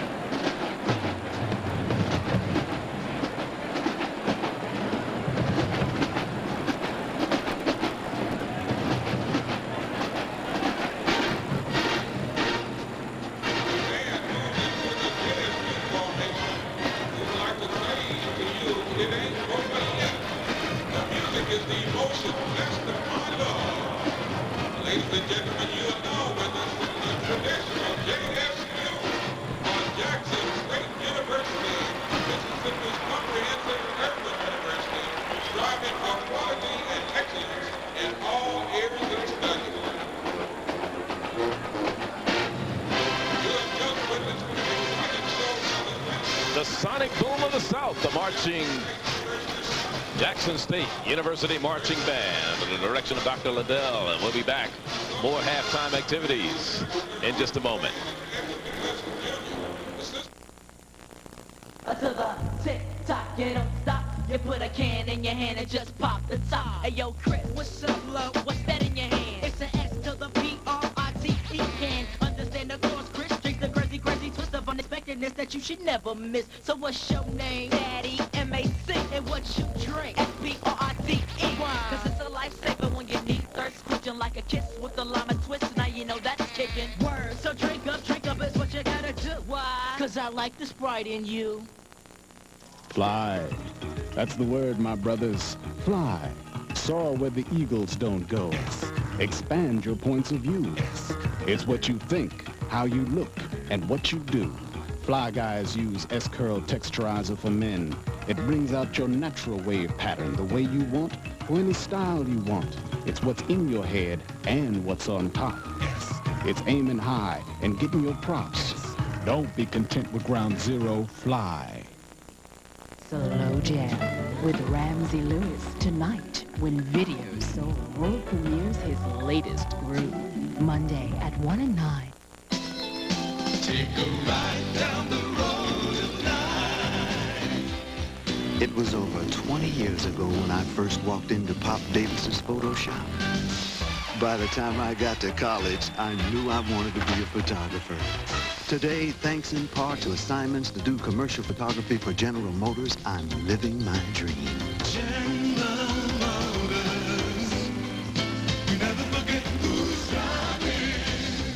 Thing a big joke, or do you really expect these Jamaicans to qualify? Sometimes it's not about winning. You have no business here, Jamaica. Sometimes it's not about losing. They've got to get into that sweat. Sometimes it's only about making the attempt. Just trying to be the best I can be.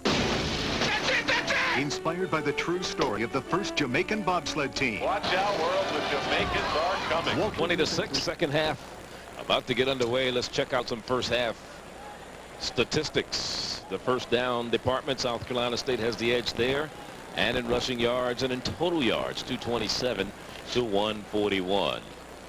Also third down conversions there. The penalties, not a lot in the game, 7 between the two teams, but Jackson State turned the ball over 2 straight times on interceptions, but a decided edge, almost 11 minutes in time of possession for South Carolina State. Individual stats, Craig with a reception. They completed 2 passes today, 1 to Craig, 1 to Ford, 32 and 17 yards. Pate has 5 receptions for Jackson State for 81 yards. Osmer 1 for 48. And in the rushing department, Hicks 19 carries, 132 of the rushing yards for South Carolina State. Jackson State, Knight with 22 yards and Hampton with 8. Checking out the stats, or highlights rather. Get a chance to watch the first highlights reviewed. South Carolina State opened up with a precision executed onside kick. Kick was recovered by Kelly Pope. Here's the first touchdown of the 10th anniversary. Option handoff from quarterback Marshall to Michael Hicks. 2-yard option touchdown. Second touchdown continues with the Michael Hicks score. 1 yard up and over. Dive for the touchdown. Point after touchdown was missed. Here was the first score for Jackson State University. Jordan scrambles and hit a wide open LaShawn Asmer for the score. Score then was 13-6. Here's Marshall scrambling, hit his tight end, number 83, Kelly Craig, who advanced the ball upfield over Jackson State's 50-yard line for valuable yardage. And here comes the third touchdown. Good blocking provided there for the young man who's had a tremendous first half, 132 yards on 19 carries and 3 touchdowns, Michael Hicks. And the score ended up a lopsided 20-6. South Carolina State over Jackson State. We're waiting the second half kickoff. And the penalty that ended the first half on the personal foul against South Carolina State will be assessed on this kickoff. So Jackson State will kick off from midfield, the 50-yard line, and it'll probably go out of the end zone. So we probably won't see much of a return. More than likely, South Carolina State will get the ball 1st and 10 at their own 20. Is Nayland Albritton along with Freddie Solomon of the deep men to receive The kick by Oliver Dean, number 11, junior out of Decatur, Georgia. You see him there.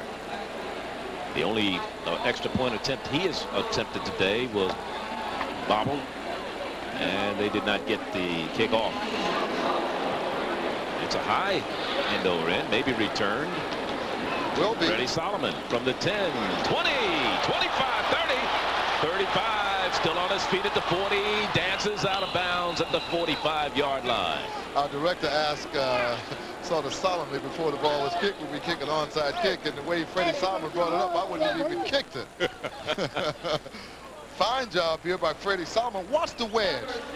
The kick return team. There's a gaping hole there, and Freddie hits it in full throttle. Nifty move here, breaks it back to the outside. The kicker missed. He tries to do a little do-dab stepping there, but got out of bounds at the 45-yard line of South Carolina State, where they'll take over first down and 10. 42-yard return for Freddie Solomon. On first down, here's Hicks with 3 touchdowns already. Bounces to the outside, still on his feet, and finally run out of bounds by Otha Evans, number 10, on the stop defensively. Talking about the kickoff return by Freddie Solomon, 15.3 yards per kickoff return. That was his longest. That 42-yard or 43-yard, previous was 19. It is second down and 6 after a 4 rather, after a 6-yard gain by the running back Hicks. You know, we know that Michael Hicks had a sensational first half, but is he that good, Charlie? Has that the blocking and the tackling for Jackson? Well, the blocking is blocking for South Carolina. Plus, he's a talented runner. No question. Toss to Hicks. He makes things happen. He has speed, and again, he's bumped out of bounds on a near sideline by Evans, and it'll bring up third down and inches. Here's Evans, freshman, Decatur, Georgia. 2 straight plays he's had to make the tackle. Secondary is leading all tacklers with the tackles, primarily because the ball carriers has broken deep into the secondary most of the day. Outstanding running game displayed by the running backs of South Carolina State. Manigault is the up back in the eye.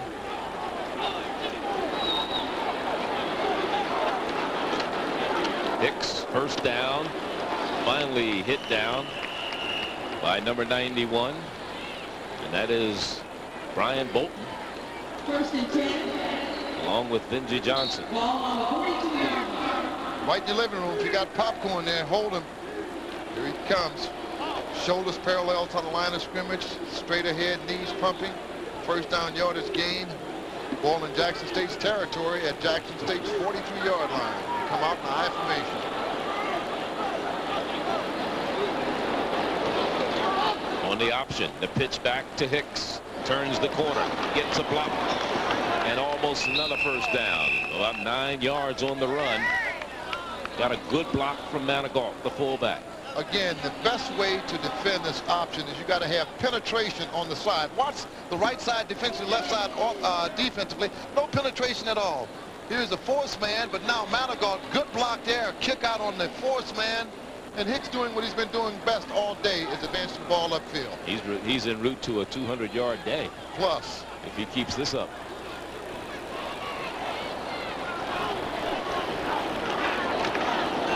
And here's Hicks still running. Flag is down after a gain of a first down.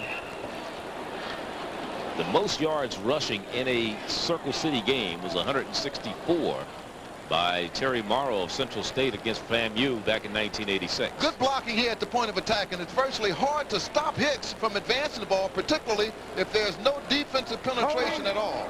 Offense, please play it down. One of the worst things that have been committed by South Carolina State all day are a couple of penalties. Other than that, they've played nearly a flawless game. So to bring up a 2nd and 10 after the penalty, even though he had gained the first down, the ball is spotted back at the 42-yard line. 2nd and 10. Quincy Miller goes into a slot to the left side. Solomon is out far to the left. On 2nd and long. Back to pass. Marshall throws, has a man wide open. Intercepted by Picasso Nelson. Nelson out to the 41-yard line. First turnover of the day. Off to the tip off the intended receiver, Quincy Miller. Good eyes, Charlie. Again, receiver was open, bit overthrown. Good coverage. Linebacker had good depth. Get a chance to watch it again. Semi rollout to his left, sets up, no hurry, no pressure. Ball overthrown. There's the tip there by the intended receiver, number 5, Quincy Miller. On the spot, painter, artist, expertise in the secondary, Picasso Nelson with the interception. His 4th interception this season. They had driven down 21-yard return to the Jackson State territory. And they keep the ball on the ground from their own 41-yard line. Jackson State on the carry. So the penalty again forced them into a passing situation, which turned into an interception, as Hampton was the ball carrier on that last one. Here's no Hampton huddle. Again.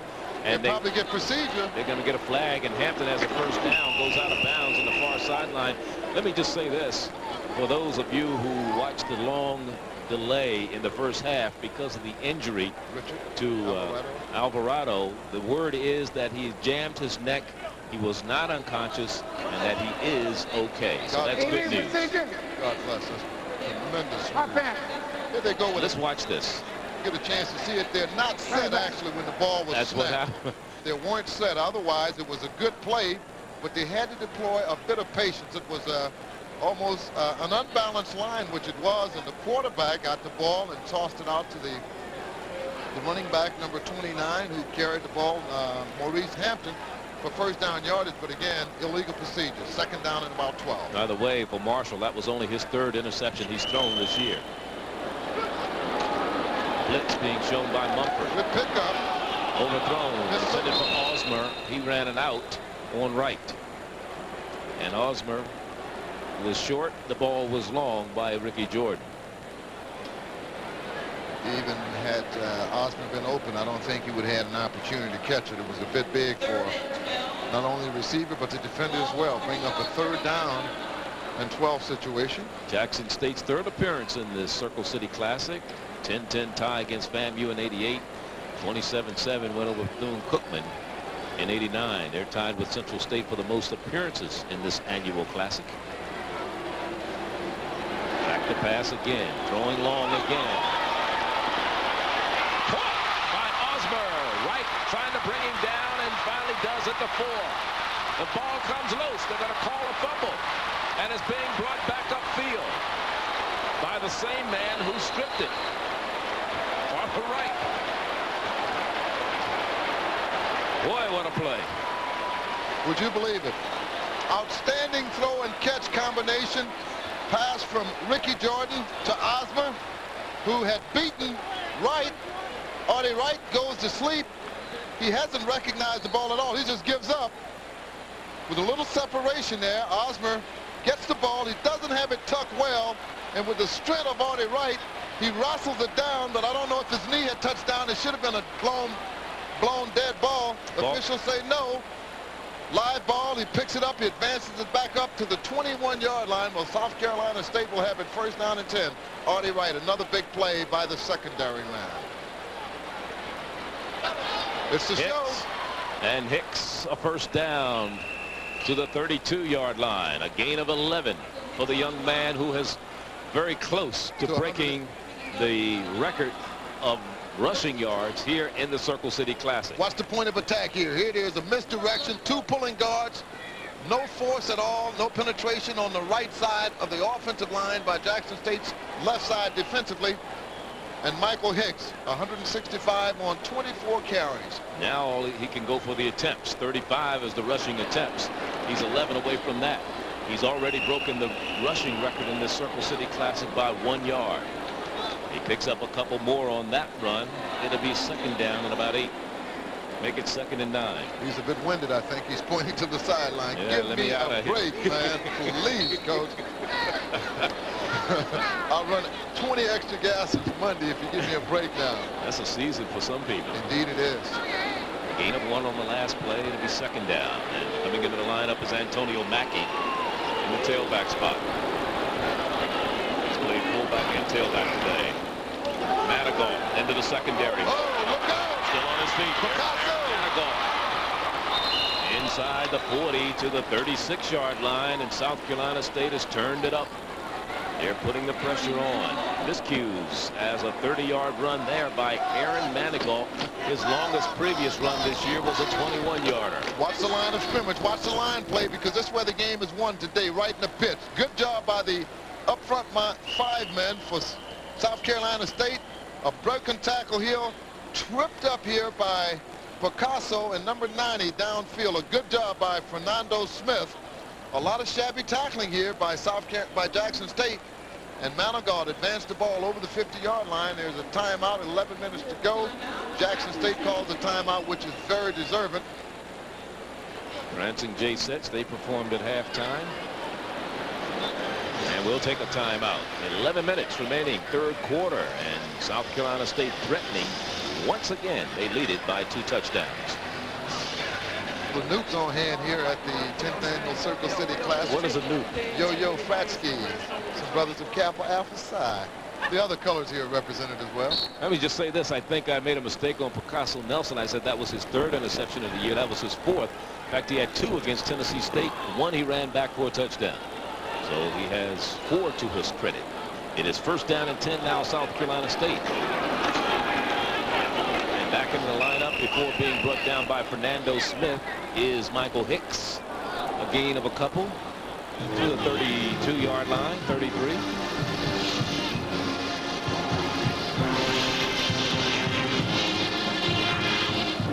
Everything he's touched today has turned to gold. Certainly has, Charlie. All positive yards in the rushing department. Phenomenal game. This may be Coach Jeffrey's first out of 6 on BET, huh?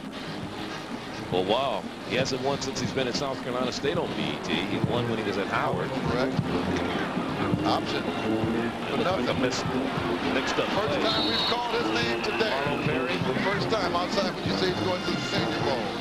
Marlo Perry. Tied for Mid-Eastern Athletic Conference tackle lead coming in. Well, what's the difference, Charlie? They're playing defense on the other side of the line of scrimmage. That will nullify any option, any cutback, any lead play, or whatever. Good job by the defense. There's another man that's down. Now, we're not sure of the number of the person. As you look at Marlo Perry, here's a young man who was a candidate for the Dick Butkus Award, which goes to the outstanding linebacker in college football every year. That was his 2nd sack of the day.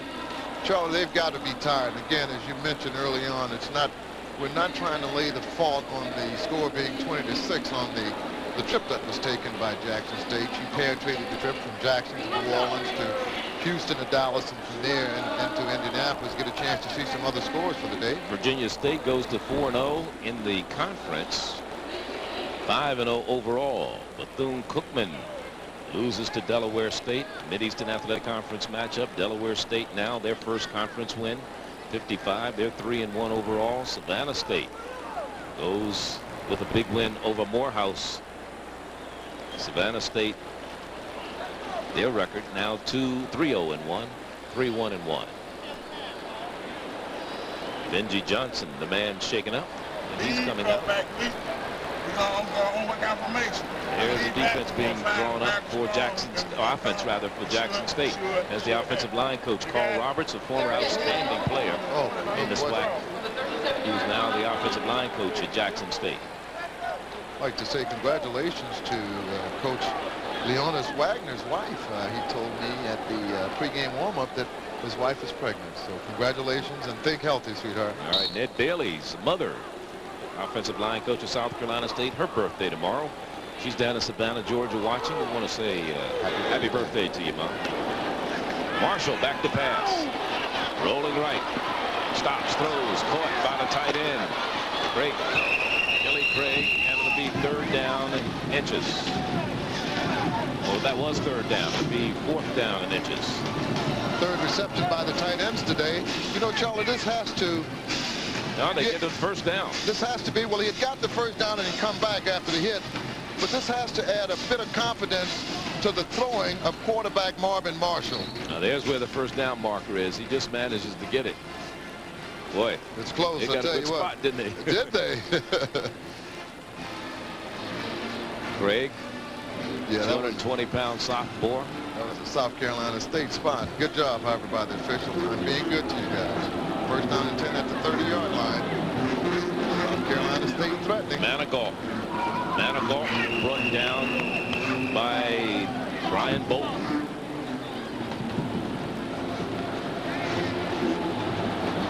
Brian Bolton fighting off the blocks, doing a good job. David Blanchard up front. It is Manigault who's been the blocking horse basically today for the Michael Hicks show. He advances the ball over the 25-yard line, marking the 23-yard line, about a 3-yard gain. Memphis, Tennessee. Bolton.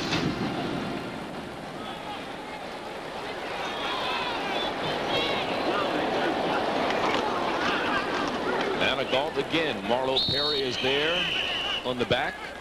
He gets help from the front from Lloyd Connor, number 43, and also Brian Bolton. So it was a blue jersey effort that time.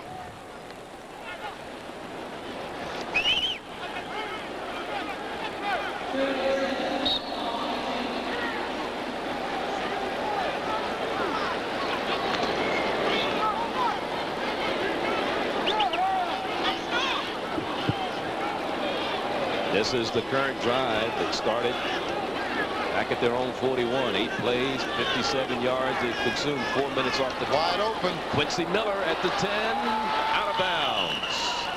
First and goal. South Carolina State. So Quincy Miller picks up a reception. That is his 3rd reception of the year. Good for 12 on a first down. This is what makes the pass so well open. The running game that's been provided by Hicks and Manigault. Play action pass. He freezes the linebackers. They come up for run support, and as a result, you slip it out into a play pass. First down and 10, first and goal at the 10-yard line for South Carolina State as they're threatened again with 7 minutes and 56 seconds remaining in the 3rd quarter. The pitch to Hicks, turning the corner, cuts it back, still fighting to the 6-7 yard line.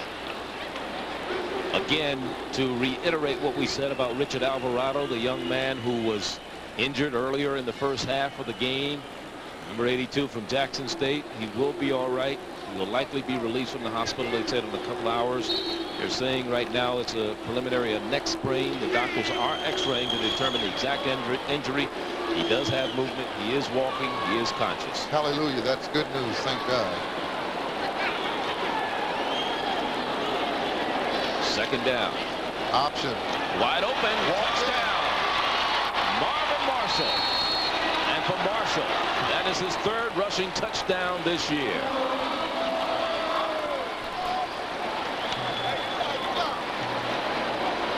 From 8 yards out. The option being displayed here, deployed. Excellent, good block again by Manigault, who's been a tremendous blocker all day.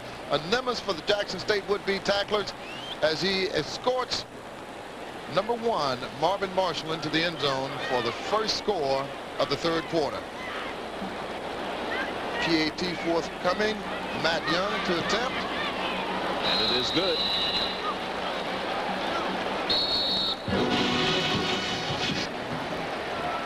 We'll be back. Are you ready?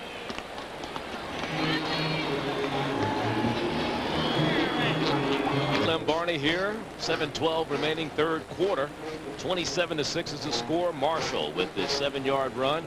Of course, that was set up by the fumble recovery by Wright after he stripped the ball from Osmer. Down inside the 10-yard line.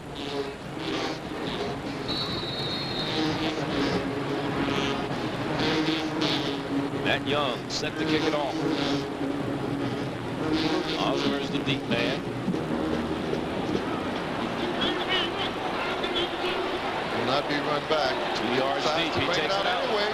Didn't listen. And he gets out to about the 15, and that's it. Didn't listen. His up backing block says let's keep it in the end zone, but to no avail. The ball is brought out by the return man, William Arnold III, number 5. The last 3 possessions for Jackson State have ended in a turnover. 2 before halftime that were intercepted, and a fumble here in the third quarter. And their time of possession has been very little. Just over 10 minutes in this game. Turnovers has plagued the offensive thrust for Jackson State today. Not to say a fine defense that has nullified their offense by South Carolina State. Ricky Jordan has to pass now, but he won't get this one off because he's going to be sacked by number 85, Melvin Spaulding, senior from Alachua, Florida, Santa Fe High. He comes up with another sack. Last year he had 3 sacks. This is his 3rd of this year. First time we've called Spaulding's name today. He played a whale of a game last week versus Southern. He come up with a sack.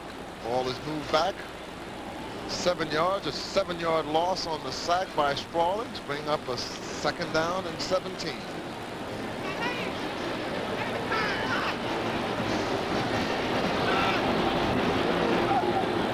Different type of defense you can play when the team is behind by 21 points, knowing they got to pass. Sit back and wait type of defense. They're still trying to get William Arnold loose, but he gets back to the 11-yard line, a gain of a couple. It'll be 3rd down. 3rd and 15. Here's Joe Mumford, who had almost a career-ending injury a year ago. Actually, 2 years ago, in '91 against Jackson State, the same team. Didn't play last year. Good force there. Defense has played an outstanding game against the lackluster offense of Jackson State. Going for the big one. Could be picked off again. Took his eyes off it, sort of short-armed it. Number 47, who's had an interception today as well as a fumble recovery. Arthur Wright. Get a chance to see it again if the camera has it. He sort of gave it a alligator arms, a short-armed it. So like some people I know who, when you take them out to dinner, when the check comes, they got the alligator arms. Yeah, they can't get to the a Venus de Milo, no arms at all. Let's see it again. Here it is. Watch his arms, short-armed it. You got to stick them out if you want that skin. Deep in his own end zone. Fine punt. Great punt to get it out of there. Get some coverage. Quincy Miller on the return. Quincy Miller still on his feet. Quincy Miller out of bounds inside the 30 at the 28-yard line. So good field position for South Carolina State. Arthur Pearson, defensive back, on the stop. South Carolina State advanced the ball at the 29-yard line of Jackson State. Good return here by the kick return team, punt return team of South Carolina State. Good blocking, nifty running for Mr. Miller. As the ball now is played 1st and 10 at Jackson State's 29-yard line. That was a net punt of 18 yards, 41 yards on the punt, 23 yards on the return. They have the ball at the 29-yard line. Keep the ball on the ground. They get it inside the 25. I said the 30, the 20, yeah, 29. They get it inside to about the 24.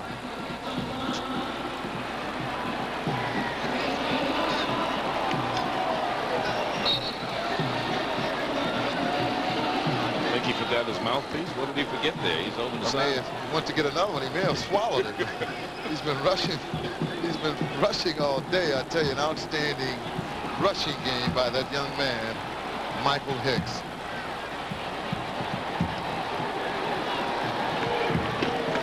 Manigault falls down after he couldn't find anywhere to go. He tried to reverse his field but lost his footing and to bring up a 3rd down situation. 4:33 left 3rd quarter. I'm Charlie Neal along with Len Barney, and this is the most amazing stat. South Carolina State has held the ball twice as long as Jackson State this afternoon, 26-13 in the time possession department. Well, when you look at the giveaway takeaway ratio, Jackson State has given the ball away more times than they've taken it away. So when you don't have the ball, you can't count up time. Jackson State 13 sacks coming into the game, but not a lot of throwing. A little by Marvin Marshall. Flags it down. Holding. And Marshall, we talked about sacks. Well, there's another one. Certainly is. Let's see what the flag's about. They're in the holding vicinity. There are 2 flags down. I think one was thrown by the referee, the other by the umpire. So they're both in the holding vicinity. Let's see if we can see it. Holding. Number 55 here. Decline. 55 was holding on number 59 from Jackson State, who was on a blitz. Eric McLemore. Putting up a 4th down. Will they go for the... Nah, they're going to punt it. Okay. They tried him. On to punt.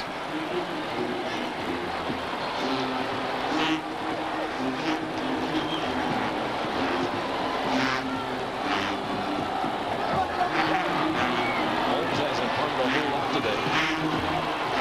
Only this little fake punt. And they give it to Manigault. He gets through to the 10. Count it. He'll score.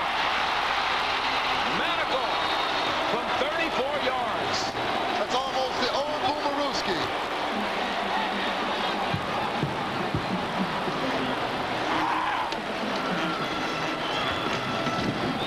3:30 left, 3rd quarter. Manigault has scored. Watch this. And the fake carried out by Holmes like the ball was over his head. That's like the old Boomerooski, Charlie, I tell you. Oklahoma did this back when football first started. And it's still fooling people. Wasn't it? And that's still fooling people today, I tell you. That was before Columbus. Great job. The ball was directly snapped to Aaron Manigault. Good blocking at the point of attack, and he did the rest virtually on his own. Manigault. And the PAT is good by that Young. 29-yard drive. We'll be back. Here's the reason that play worked so successfully. Watch the acting. This is acting 405. That's the senior course.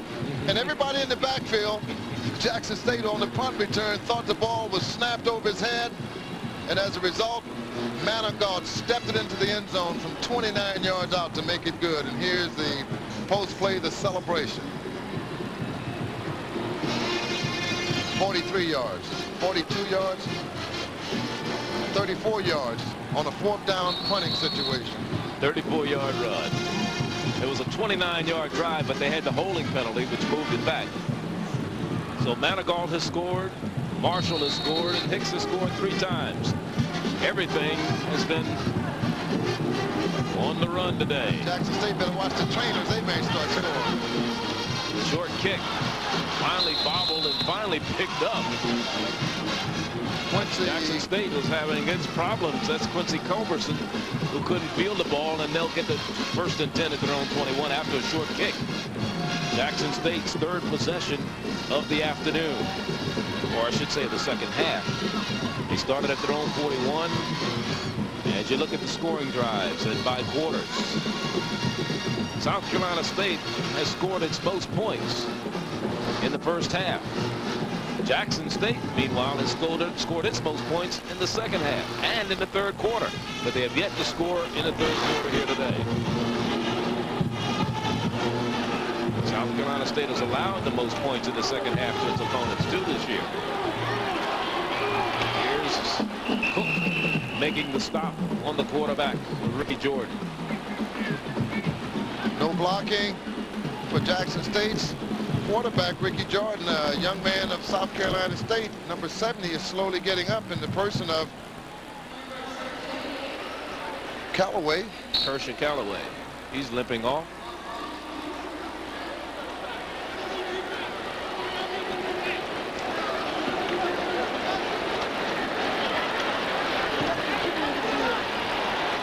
Anthony Cook's 2nd sack of the evening. 2nd and 12.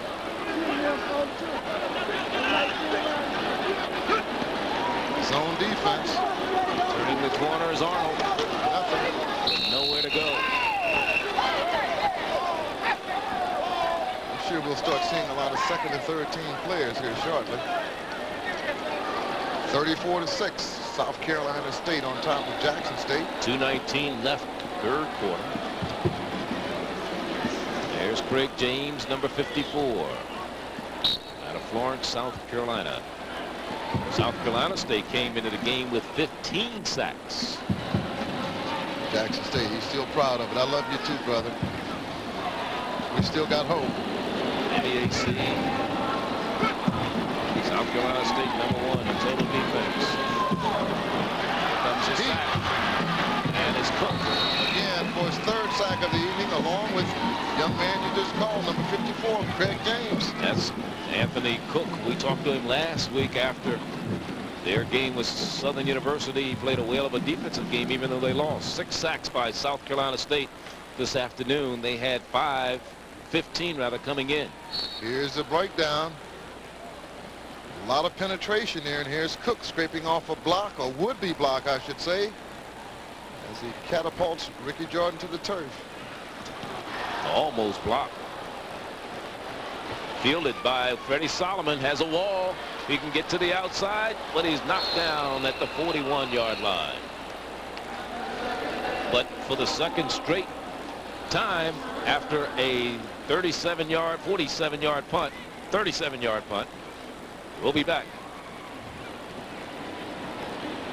Well, Ricky Jordan may have seen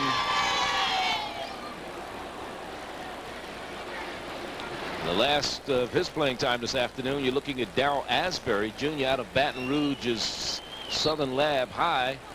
Fine ball players that emerged from that school. And he may come in on the next offensive series for Jackson State. He's warming up. Meanwhile, here's a new quarterback. Frankie Sanders. The first time we've seen him today, and Russell Thomas is in at quarterback for the Bulldogs. Frankie Sanders started a week ago, had been the starter, third leading rusher in the MEAC. As you look at a young man from Oxon Hill High in Clinton, Maryland, he is 2 for 4 in the passing department this year, has not run the ball at all. He's thrown 2 touchdown passes. On the 2 passes he's completed, they went into the end zone.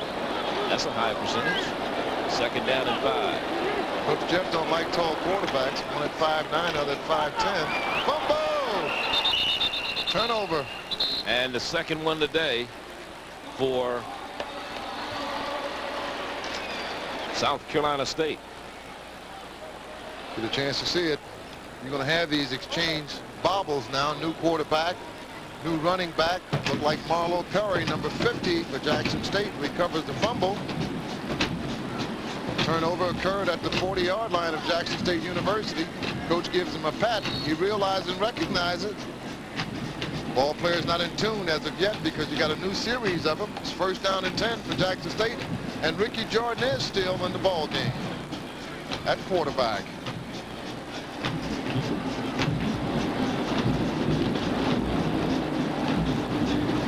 Lead.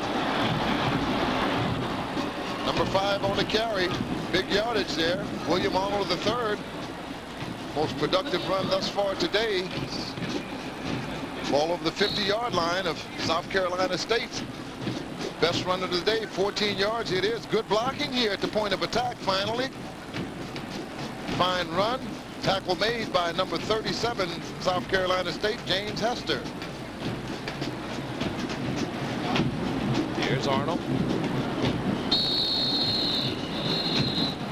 As the end of the 3rd quarter, 15 minutes of football left here in the 10th annual Circle City Classic. We come back, 1st down and 10 for Jackson State. They trail 34-6. Jackson State. This game is getting close to being, and we'll see what Jackson State does. There's still 15 minutes of football, but 34-6 is a 28-point lead by South Carolina State. The biggest margin of victory was 38 points in 1986 in the 3rd Circle City Classic. Central State over Florida A&M, 41-3. Jackson State is pretty hobbled up. They've been beat up pretty good this year. Asbury, more mobile quarterback, but he won't get away from number 85 there, Melvin Spalding. Carrying that ball a bit lethargically. Asbury, 6'2", 190-pounder. He's a junior. A little more mobile than Jordan, but the results are the same. He can't slow down unless he's got real nimble feet. He's got to try to outrun Spalding here. He tries to cut back and is finally slammed to the turf for a 2-yard loss, bring up 2nd down and 12. Bruce Robinson was going to get him. Spalding didn't. As you look at the 3rd quarter stats, Jackson State held the ball a little longer in that quarter, keeping the ball on the ground with Carlos Knight running, and Knight gets it down to about the 43-yard line, where it'll be 3rd down and 7. Knight has had an impressive game today. 3 good carries, all for plus yardage. Again, it's not gravy time with 13 minutes and 50 seconds to go, but it's no real contest now, trailing 6-34. Asbury hit by Mumford, and Mumford got a little help from Scott Tolliver. It'll bring up 4th down.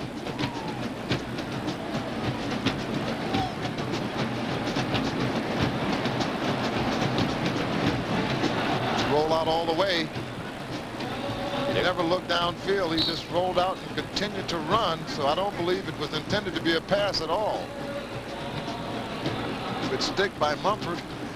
And Jordan returns to the lineup. They're going to go for it on 4th down. Like we see pass. One lone setback behind the quarterback, and that is Walter Bester, the fullback. Let's see if South Carolina blitzes. Watch Mumford. Man to man. Here he comes. They throw a fade. And it's caught. Touchdown. Oh, yes. Touchdown. Good play. Good call. Osmer. Slowly getting up. From 39 yards. So Ricky Jordan comes back in. He's thrown 2 to Osmer. 39 and 48. Good protection here. Quick pass. 3-step drop. Coverage being deployed there by number 11, Macy Stevens.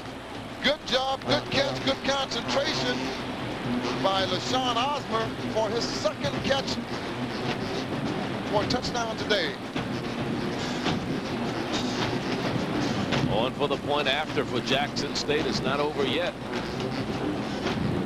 Is Oliver Dean, who is 7 for 9 coming into the game. He missed one earlier. This is their 2nd touchdown. Let's see if they can put this one through without a great adventure.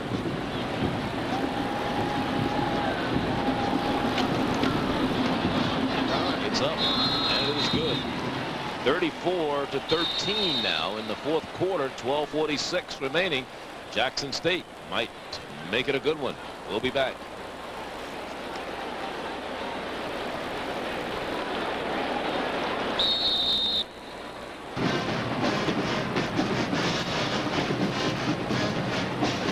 Looking to see if that's a legitimate touchdown. Technically, I don't really think it is. I think his knee is down about the 1-yard line. That's why I was hesitant to call it a touchdown, but the official there says the ball broke the plane, but the knee is down right there, and the ball is really not across the goal line. See? Oh, no, that's not a touchdown. Yes, it is. Well, but you'll take it, won't you? Yes, I will. I was worried about that. It was quite close, even when we viewed it from the first. But it wasn't that close. He wasn't in. No, he wasn't. No, he wasn't. But they would have had a 1st and goal at the 1. Would you try an onside kick here? Not yet. Still a lot of time, 12 minutes. But you've got to get the ball back. You've got to stop them on defense and put some points on the board offensively. Freddie Solomon at the 5. Freddie Solomon out to 15 and knocked down at the 19-yard line. The flag will go down. Unnecessary roughness, perhaps, on the kick coverage team. Good coverage, however. Jackson State has lost its last 2 appearances on BET. I know you don't like to hear that, Len. Certainly has both homecoming games, too, holding against South Carolina State. Yes, they have. They were 8-3-1 since '85 on BET, but they lost the last 2 to Texas Southern, and they were all one-pointers. 27-26 to Texas Southern last year and 21-20 to Southern the year before. They had gone 5 straight wins from '85 to '88. In the back on the runoff. On the run back 10 yards. That's a good sign there. Jackson State's got them starting off in their own territory about their 8-yard line. So if they can hold here and get the ball back in relatively fine field position, and doesn't look like we're going to see the backup quarterback who had a couple of snaps there from center, Darrell Asbury. That fine throw that we just saw deployed by Ricky Jordan. Russell Thomas still in at quarterback for South Carolina State. He's the backup quarterback. And they keep the ball on the ground. This is the 3rd time these 2 teams have met. Jackson State beat South Carolina State 17-6 in 1991, and then they beat them 41-3 a year ago. That was Antonio Macchio on the last carry. Our Executive Vice President, Mr. Jeffrey K. Lee, just entered the booth. Throw the roses. Mr. Lee is in the booth. How you doing, Jeffrey? Good to see you, brother. No, he can't talk on TV. You got to pay him. But Jeff is the man. He can do what he wants. Yeah, that's true. And out to the 20-yard line with a fine run is Aaron Manigault. Manigault picks up a first down for South Carolina State. There's a shot of Mr. Jeffrey Lee. Jeffrey, turn around and say hello to the camera, man. Say hello to your audience. Here we go.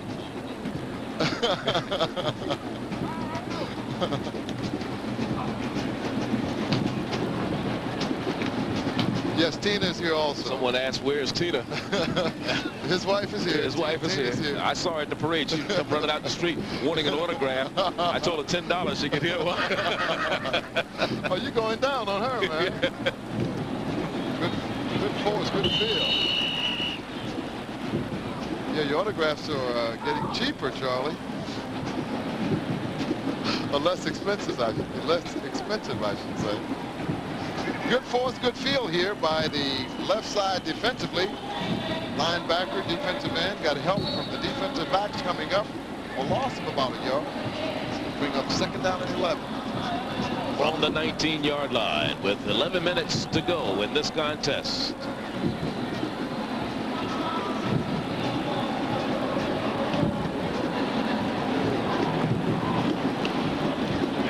Straight into the secondary is Manigault for another first down to the 31. Flag on the play. Dirty laundry's on the turf. Let's see who this is against. Holding against South Carolina State. Again, some more continuously. Get a chance to see the holding. Manigault bursting up there. There it is, being deployed against number 59, the linebacker. Couldn't catch the number of the man who was doing the holding. Here's Manigault. Eric McLemore was the person being held. Free substitution now being deployed by South Carolina State. Number 23 is into the ball game for the first time, and he's not even on the roster. Total yards last week. Quevin Redding, number 23. Quevin Redding.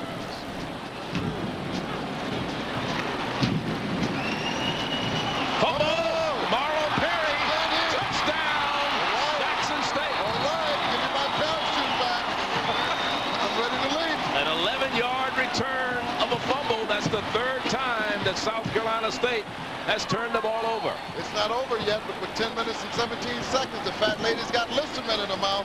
She's gargling. Here it is. Quevin Redding. Ball's popped out. Good job. Marlo Curry, Johnny on the spot.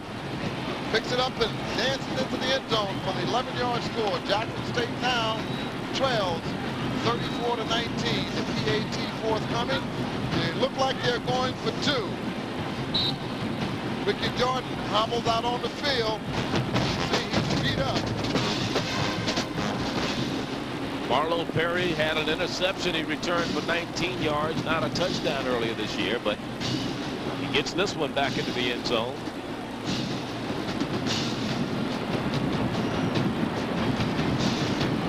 .17 remaining. And now timeout is being called by Jackson State. They have one left, and we'll be back. And now the score to 34-19. We'll be back in a moment.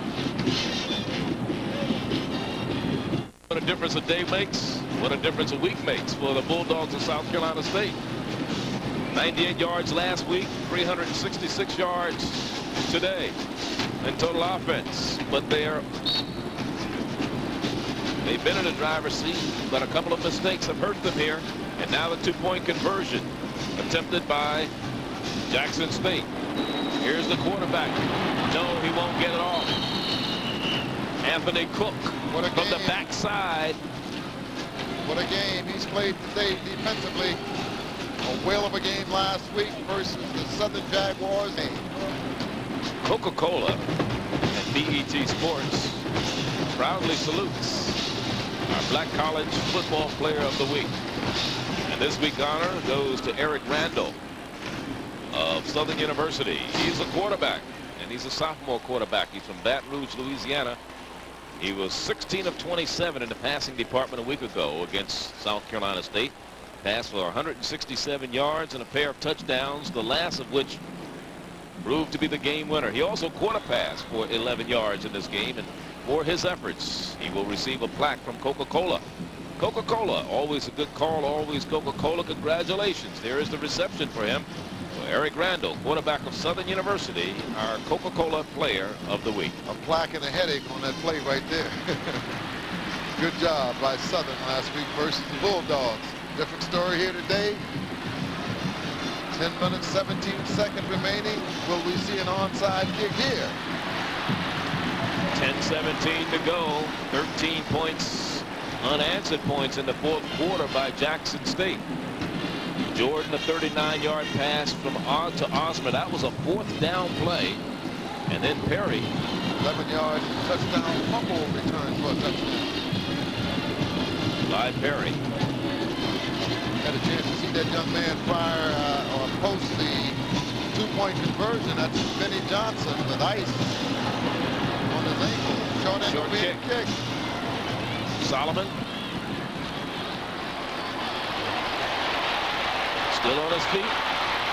Trouble at the 21. Finally stopped by Sean Patton. Fine coverage by the kick cover team of Jackson State's kickoff coverage team. Jackson State on defense now. They have forced a couple of turnovers by South Carolina State. The fumble and the interception. Coach Pete, Coach Carson, legends at Jackson State University in the coaching department as well as former players. Actually, 3 turnovers. Coach Ox Hughes, a young man I played with. Road Dog.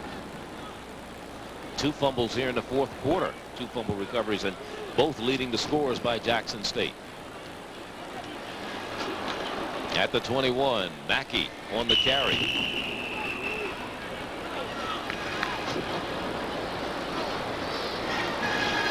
Marshall is back in at quarterback for South Carolina State. He had given Russell Thomas a chance to play with the 28-point lead. But coach has put his starting lineup back in there. Manigault, 2nd down and 7. Also, Michael Hicks is in there. They don't want this one to slip away, he said. Blitz being deployed by Jackson State. Here's Hicks. And Marlo Perry on the stop. Back to the line of scrimmage. It'll be 3rd down and 7.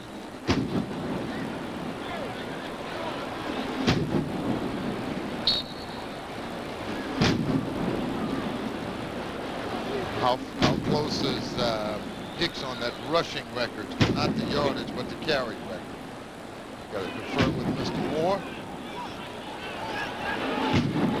our great statistician. Pass. Caught at the 35-yard line by... Guess who? Hey, he's done it all today. Freddie Solomon. He dropped a couple of weeks ago, but no problems catching him for a first down today. A couple of your kind. He dropped a bevy of them last week. Passes, punt returns. Good protection here. Good rifle, good throw, good comeback. Good job. Good route there by Freddie Solomon to come back, beat the ball, gain the necessary yardage for first down. Balls at the 36-yard line. Into the secondary is Manigault, a yard shy of a first down to the 46-yard line. Now it's ball control time for South Carolina State. I don't believe Freddie Solomon of South Carolina State is related to. Doesn't even know him. You never heard of him. 49ers Miami Dolphins famed wide receiver Freddie Solomon, great kick return man as well. Quick feet. Manigault has 82 yards on 10 carries, averaging 8.2 today. They have to add to his 137 for the year. They have a double 100-yard rushes. Good. The 30th carry of the afternoon for that young man. Hicks. And And let's see who came out with it. Jackson State is pointing, but the officials will have the final word. Maybe anybody's ball. Who's the strongest man on the end of the pile? Look out. It is Uh-oh, Jackson look State. out. Look out. Uh-oh. She better spit that Laboris out of her mouth. She hasn't started gargling yet. That's the 4th turnover of the day for South Carolina State. And the 3rd straight time they fumbled here in there it is, fourth being quarter. pulled out prior to him hitting the ground, and it's an all-out scramble. Jackson State recovers the fumble right at their own 49.5-yard line. We'll call it the 50-yard line, and presumably that's the young man who recovered the fumble. Fernando Smith. Fernando, you look marvelous, darling, on that play. You look marvelous. Ricky Jordan has his team poised. 8:02 to go. Got time. And he's using the time he has. He has a complete for first down. Osmer puts his head down and barrels inside the 30 to the 29. Big playmaker all day today. Pass reception from Ricky Jordan to LaShawn Osmer. Osmer has a pair of touchdowns already. You see him at the top on the right. He's the flanker. Here he is coming back. Smart receiver. Some yardage to run. Nifty move to the right. Outside. Lowers his head. First down. Arnold on the carry. And Arnold gains yards back to the line of scrimmage. That's it. You got to deploy the ball to where it's going to travel the fastest, and that's through the air. You're not going to get that much on the ground.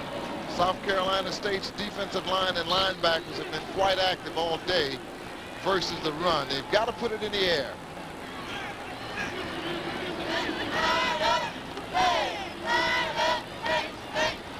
And the shotgun brings him out, does Ricky Jordan. Deep out. Has it caught. First down inside the 15. And again, it's Osner on the reception.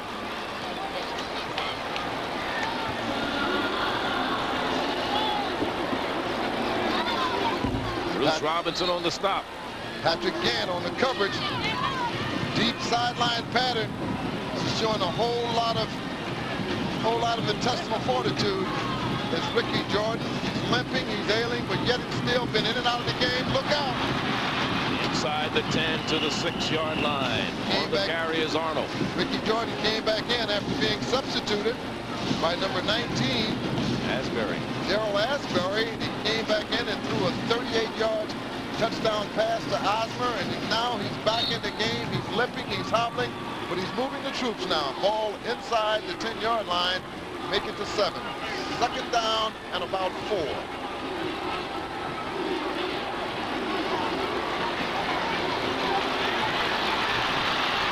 And turned the corner was Carlos Knight. Osner has caught 5 passes today for over 100 yards, and Knight is shaken up. Injury timeout. On that run, it'll bring up a 3rd down and about 2. A long 2. I think South Carolina State is not popping out there today. Oh, they're always been a tough defensive unit. Yes, sir. All the way back to the great days of the great Deacon Jones. They rank at or near the top of just about every defensive category in the nation, not just in the MEAC, but in NCAA statistics. 6 minutes and 1 second remaining. We'll take a timeout. 34-19. Jackson State threatening the ball at the 5 of South Carolina State. Man that was shaken up on the play, and we're at the Hoosier Dome in Indianapolis, Indiana. In fact, he came off under his own power. This is the current drive after the fumble recovery that started at their own 49-yard line. The 6th play coming up. They've used 2:01 off the clock. 6:01 is the time remaining, and it's a 3rd down and 3 as you look at Carlos Knight. Bester is the up back in the eye. Hampton is the second back. Back to pass. A fade in the corner for Payton. Out of the end zone. Incomplete. 4th down. They'll have to go for it. Territory ran out. Covering Macy Stevens defensively for South Carolina State, senior out of McGee, South Carolina. And the quarterback is hobbling again, but Asbury goes on this time.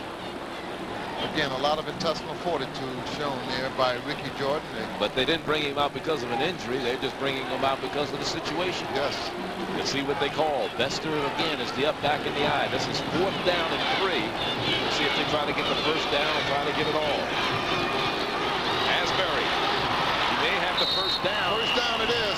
That's what they wanted to do with the running type of quarterback that Asbury is. A little more mobile than that of Ricky Jordan. Jordan.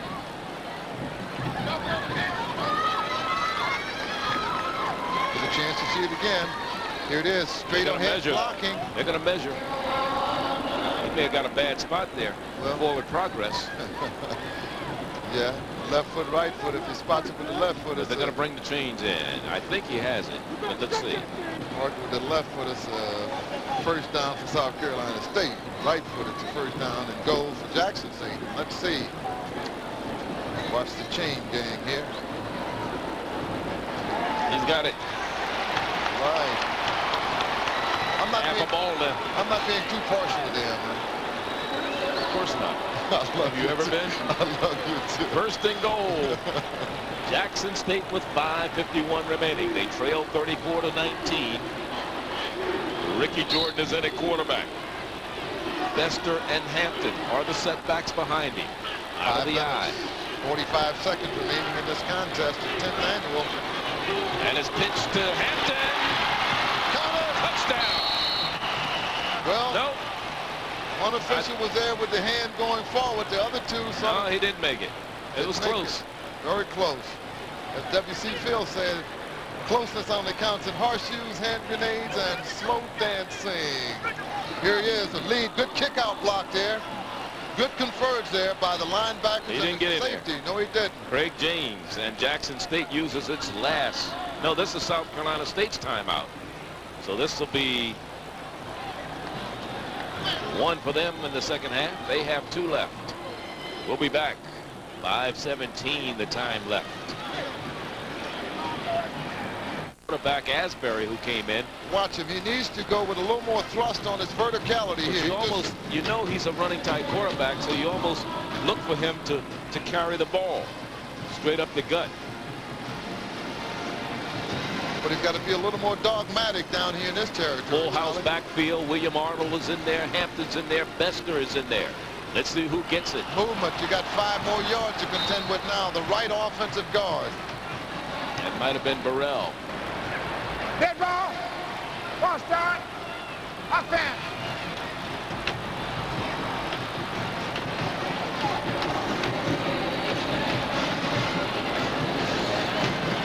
The right offensive guard today is Terry Ross.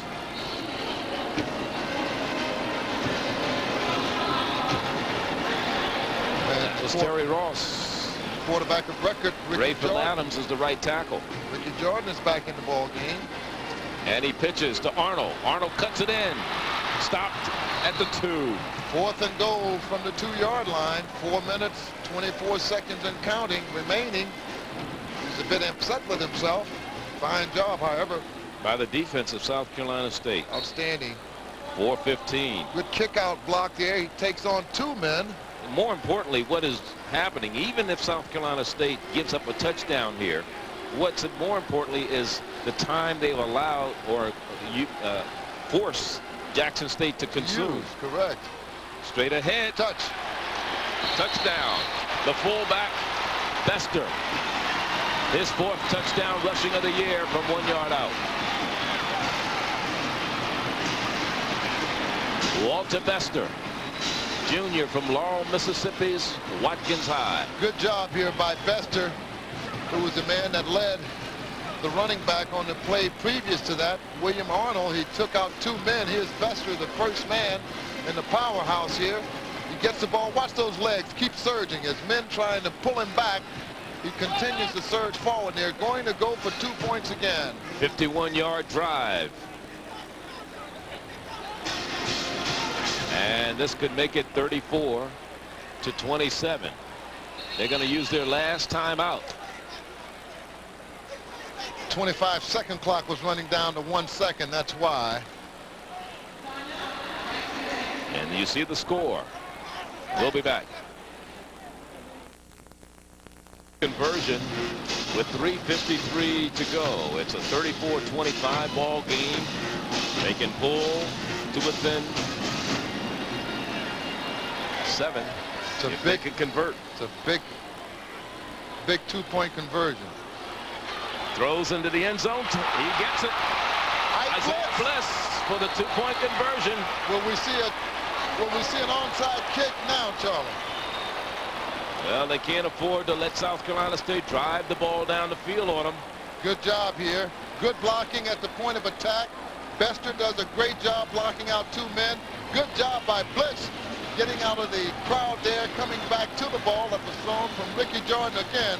Just a yeoman job by this young man. Number 9, Ricky Jordan. Remember, with 3 minutes and 30 seconds left in the 3rd quarter, South Carolina State was leading 34-6. And now it's 34-27. You speak of characters been deployed by Coach Carson and the Jackson State University Fighting Tigers. And again, a fumble recovery made the difference. So both teams were able to capitalize on the other team's mistakes for the most part. And I know what's going through Coach Jeffrey's mind. The game at FAMU, they were leading 17-7. And in the last 47 seconds, as we look at that last scoring drive that took 11 plays, but more importantly, they had to use a lot of time off the clock, 4:09. And the 2-point conversion is good. Onside kick. Oh, what? Jackson has it. Oh, what? It was touched by South Carolina State. Look out. Bruce Robinson had it. He did not hold on to it. Jackson has it back. Melvin Woods, number 51, recovering the fumble. The fumble on the onside kick. On the other side of the field. It may not have carried 10 yards. No, it carried 10 yards, I believe. I think what we have is an offside or illegal procedure. Oh, we decline it. We decline. I mean, they decline. I'm sorry, audience. Illegal procedure. They have to kick it over. On the receivers. Decline. Oh, decline. No. First down. Come on, Charlie. Come on, Charlie. Well, I'm just trying to give South Carolina State a break. and I apologize to the listening and viewing audience, but I can't help it. Red, white, and blue blood still runs through my veins. And that has to count as a turnover. Yes. That's the 5th turnover for South Carolina State. And Jackson gets it back at their own 41-yard line, 1st down and 10. Shotgun deployed by Ricky Jordan. Jordan back to pass. Has time. Throws. Pate. 1st down at the 44. Hurriedly, they got to get in the huddle and get out, but they got a timeout right now. They have plenty of time. 3 minutes and 43 seconds. I'm getting excited. I got this parachute strapped on me. They don't have any timeouts left. Good job. Good blocking here at the point of attack. Fine over-the-head spiral delivered by Ricky Jordan to Ernest Pate. Dead ball. Oh. Unnecessary roughness. Offense. Oh, what's happening? Come on, right here, son. Give me 15 yards right there. Personal foul against Jackson State. Unnecessary roughness. Who is it?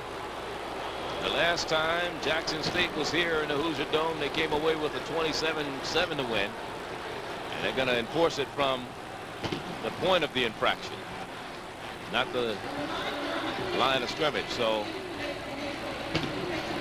James Carson. 15-yarder. It's dangerous. It'll be 1st and 10 at 11 or 10 yards. So that nullifies the completion. And it's still 1st down. 1st and 10. From the 41. The clock is the most important thing for Jackson State right now. They have the ball, which is what they wanted. Well, they have to do something with it. Here comes the blitz. Here comes the screen. Oh, look out here. 1st down. Look out here. Knocked out of bounds by Wright. 1st down at the 32-yard line. Rejuvenation on the sideline. And the clock stops with 3:22 to go. Clock's on their side. That lady hasn't started singing yet, but she's still got LeVar, so well-precision engineered screen here. Excellent job of running the ball. It's number 5, William Arnold III. First John down and McKenzie, 10. who's in the booth next to us on our left, the offensive coordinator, who's calling the plays from up here. It is first down and 10. Jackson State. The ball at the 31-yard line of South Carolina State. It was a 34-6 ball game, South Carolina State. And now Jackson State is rallying. In trouble with the quarterback. Throws it away. The clock stops. More importantly, they did not lose any yards. Give him the Congressional Medal of Honor today as well. Ricky Jordan. I told him during the pregame warm-up I was to tell the world he's the nephew of Michael Jordan, and I said, I'm only kidding. I'm not going to spread a rumor. He's got his own Jordan to worry about, huh? From the shotgun. Plenty of time. Wide open is Bliss. He needs to get out of it. 32 yards. Turn it loose, Charlie.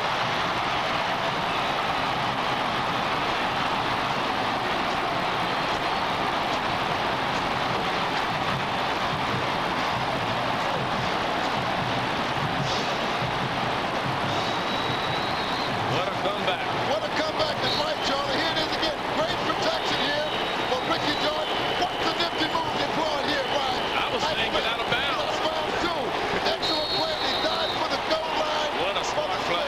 Timeout now, South Carolina State. Now do you go for the two-point conversion or do you go for the tie?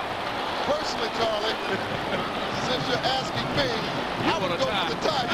I'll settle for the tie right now. Look, in fact, I'm play coach. Let's watch the ISO on Bliss. Individual ISO here. Good move. Lost his man. Defender fell down. Here he is. Now watch the nifty move. Boom.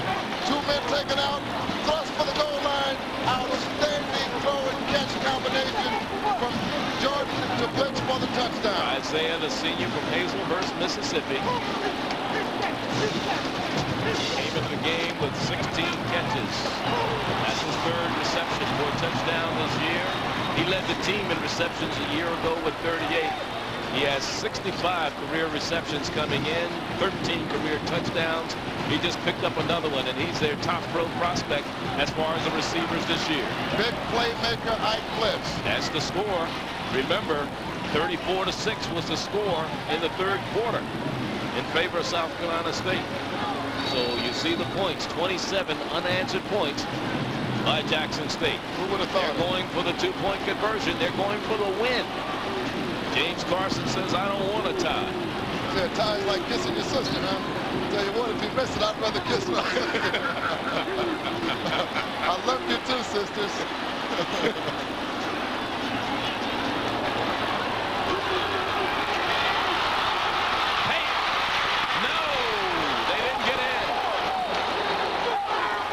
Great job defensively. No one was fooled on the left side defensively, particularly that man there, number 14, Patrick Scott. Linebacker had great surge upfield to force Ernest Pate away. Here's the linebacker, almost a hole there on number 68, the pulling guard. Great job. 3:04 remaining, still time. We'll be back. 67 points between the two schools. All four second-half touchdowns, as we look at that last scoring drive by Jackson State, occurred in the fourth quarter. The last two coming 49 seconds apart from the one prior to that with Vester's 2-yard run. As they recovered the onside kick 3 plays later, they were in the end zone. Let's see if they go with the onside kick or they kick it away this time. Can lightning strike twice? They're going to let it go down. Short end over end kick. Everybody was up on the line. This is Russell Thomas. Watch out of bounds. The clock stops. Thomas is the backup quarterback for South Carolina State, and he returned the kickoff. Football players is what they want. They're not looking for possessions. That's right. Can you play the game? That's all we want to know. Play defensive end if you need to at 150 pounds. We need ball players. At the 37-yard line, South Carolina State, which has turned the ball over 4 straight times, including not being able to field that kickoff the last time, the onside kick. Marvin Marshall. We'll be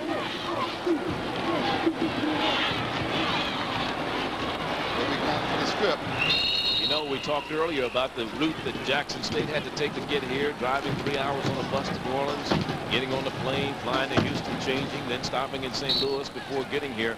11 hours later, it took them a half to wake up. after that jet lag, or travel lag, as you might want to call it. A gain of about 3 on the play. It'll be 2nd down and 7.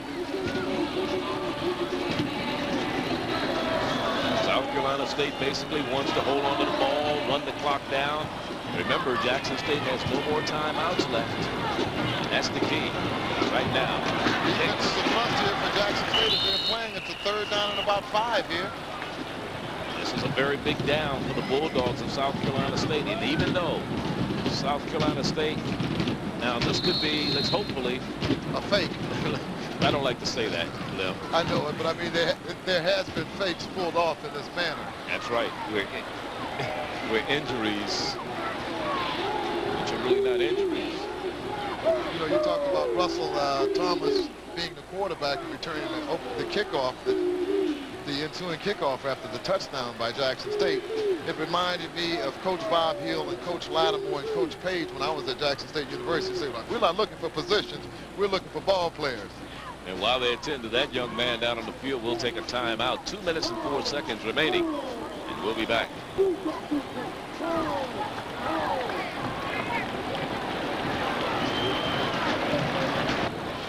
Get a chance. This just happened. Just happened, and as Charlie just said, this may be the nail in the coffin of the straw that broke the camel's back.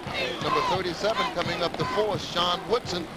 Too late. Mr. Tackle, yes. First down and 10. Under 2 minutes. It's 1 minute and 29 seconds. The problem for South Carolina State was they didn't want to stop the clock.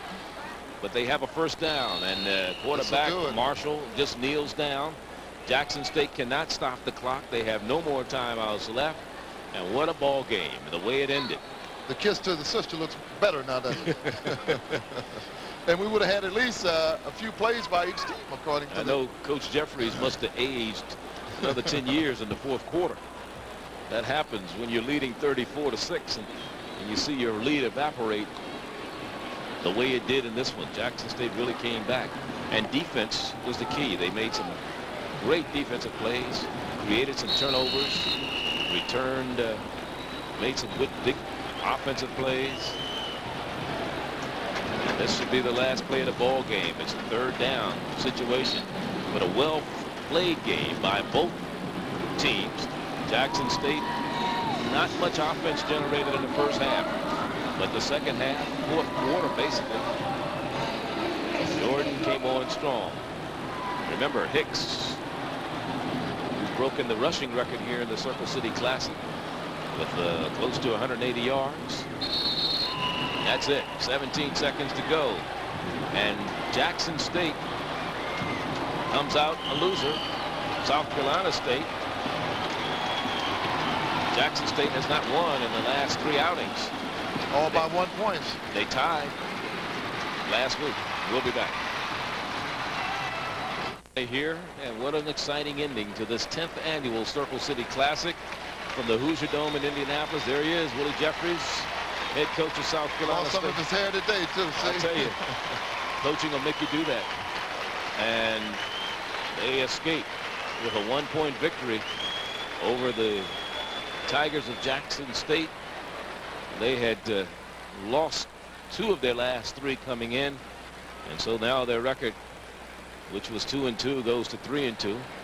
Meanwhile, Carson, the second-year head coach, whose record was 2-1-1, their record falls to 2-2-1 now. Let's look at some highlights from this particular game. The second half especially was very, very exciting.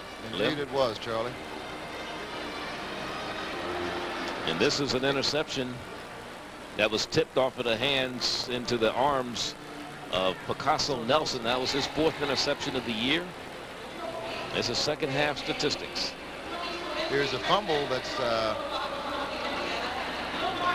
after the catch. This is the fumble after the catch, right? A great throw, great catch. LaShawn Asmer, but again, Now Right, that, I think, probably was the turning point in this ball game in terms of what happened, because when you look at it in retrospect, Lem, they went on and scored a touchdown here on Marshall's 7-yard run. Instead of Jackson State scoring, South Carolina State drove down the field 79 yards. Correct. This is the fake punt. This That was another a big play as well. Certainly was. Old Boomerooski. Manigault goes into the end zone 34 yards. Next play is a 38-yard touchdown play. He comes back in the game for Osmer.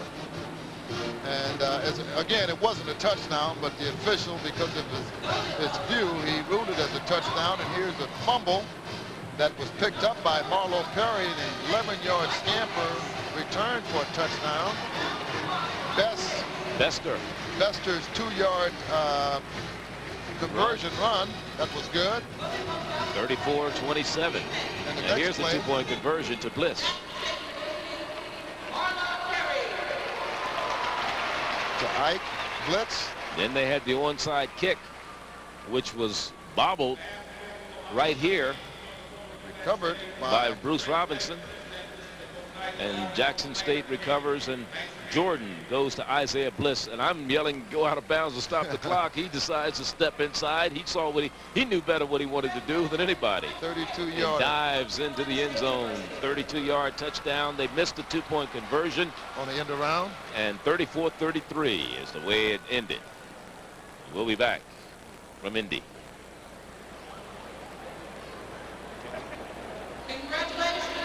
34-33, and of course awards being handed out to the teams here. Marlo Perry got the defensive player of the game for for Jackson State, rather.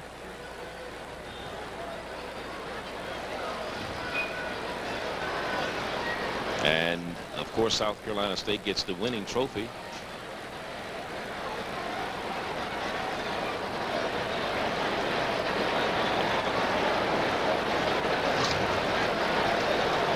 We'll be back in Indianapolis. We'll get a chance to talk to, hopefully, Willie Jeffries, the winning coach, in just a moment.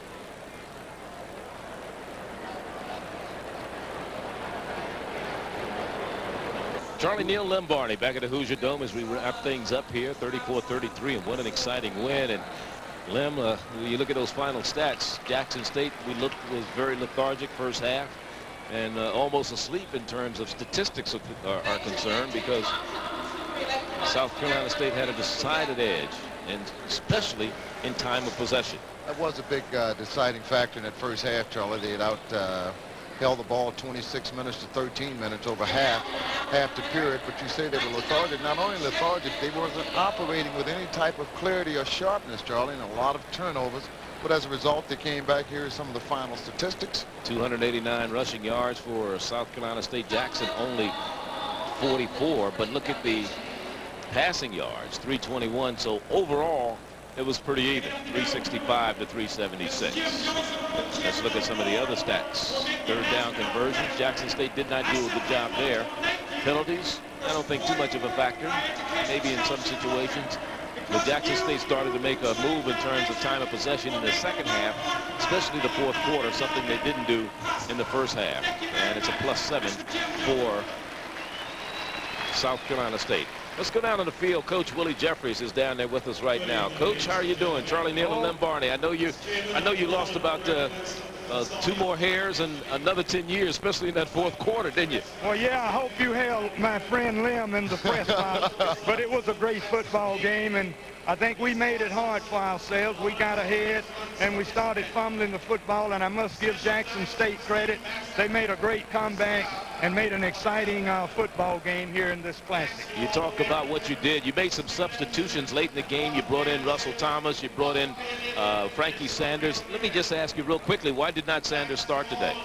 Michael Hicks was playing ahead of him. He was playing better football, and we started Michael Hicks. But when we fumbled the football, Frankie came in. Michael was tired, and Frankie came into the game. And then when Aaron Manigault had a cramp, we brought in Quevin Redding, and he fumbled, and things just didn't go too well. You know, you instruct your players when you're ahead by 21 or 22 points and you've got the ball at midfield to hold on to the football, and they simply didn't concentrate and didn't do that. And I give Jackson State credit. They were able to come back. They did an outstanding job. We just had a few more points on them, and I admire Coach Carson for going for the 2. He knows I would have done that. You don't come all the way up here to tie the football game when you have a chance to go for the win. Well, you talk about Hicks. He did a great job for you today. 32 carries, which is just 3 away from tying the carrying record in the Circle City Classic. He broke the rushing record here.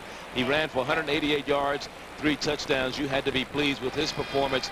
Your defense has always been strong for you, but like you said, you put yourself in some bad positions. And I know you had to have a little bit of a flashback to the Florida A&M game there at the end. Well, Charlie, I had flashbacks to the Florida A&M game and the Southern game, and I said, I wonder if this can happen to one guy in one particular year and one football team.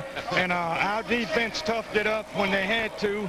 And, of course, we won the football game, but it was a real good game, and we're certainly happy we won. You know, you came out with a little bit of razzle-dazzle opening kickoff. You surprised everybody. Yeah, with well, an onside kick. Yeah, Charlie, Coach Wheeler, George Wheeler was telling me that after the guys, they lined up near the 50, there weren't any other players until we get to the 25-yard line. So we said we will try it, and we came up with a great onside kick, and we didn't turn anything out of that one, but we got Jackson State in the hole, and eventually we were able to score. We just saw Hicks with his first touchdown run. It was from 2 yards out. He ran also, went over the top from 1 yard out, and then of course Jackson State started to come back, and they messed up on the 2-point conversion. I mean, on the extra point. But then you had a lot of people.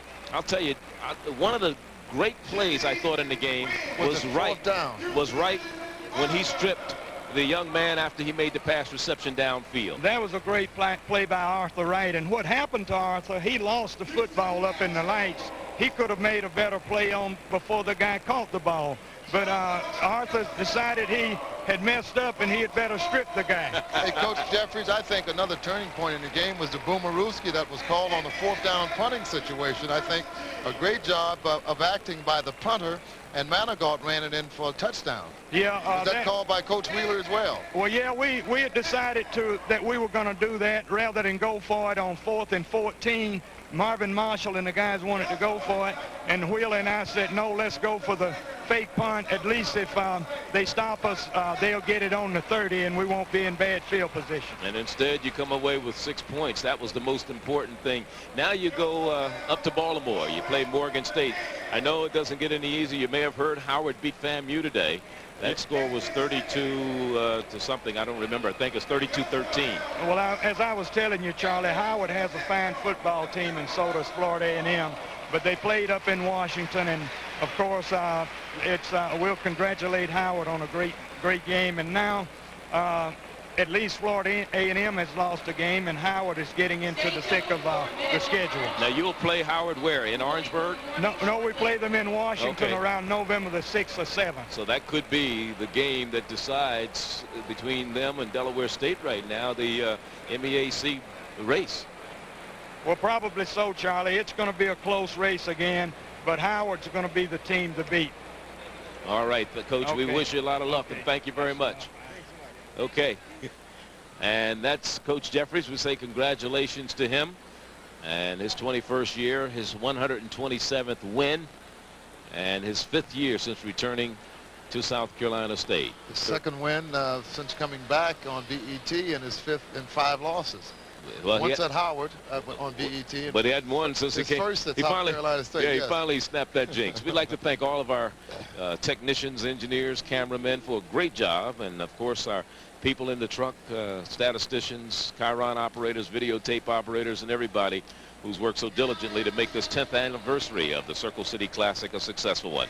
For Lem Barney and the entire BT Sports staff, Charlie Neal saying so long. BT Sports Report returns next Saturday at 8 p.m. Eastern right here on BET.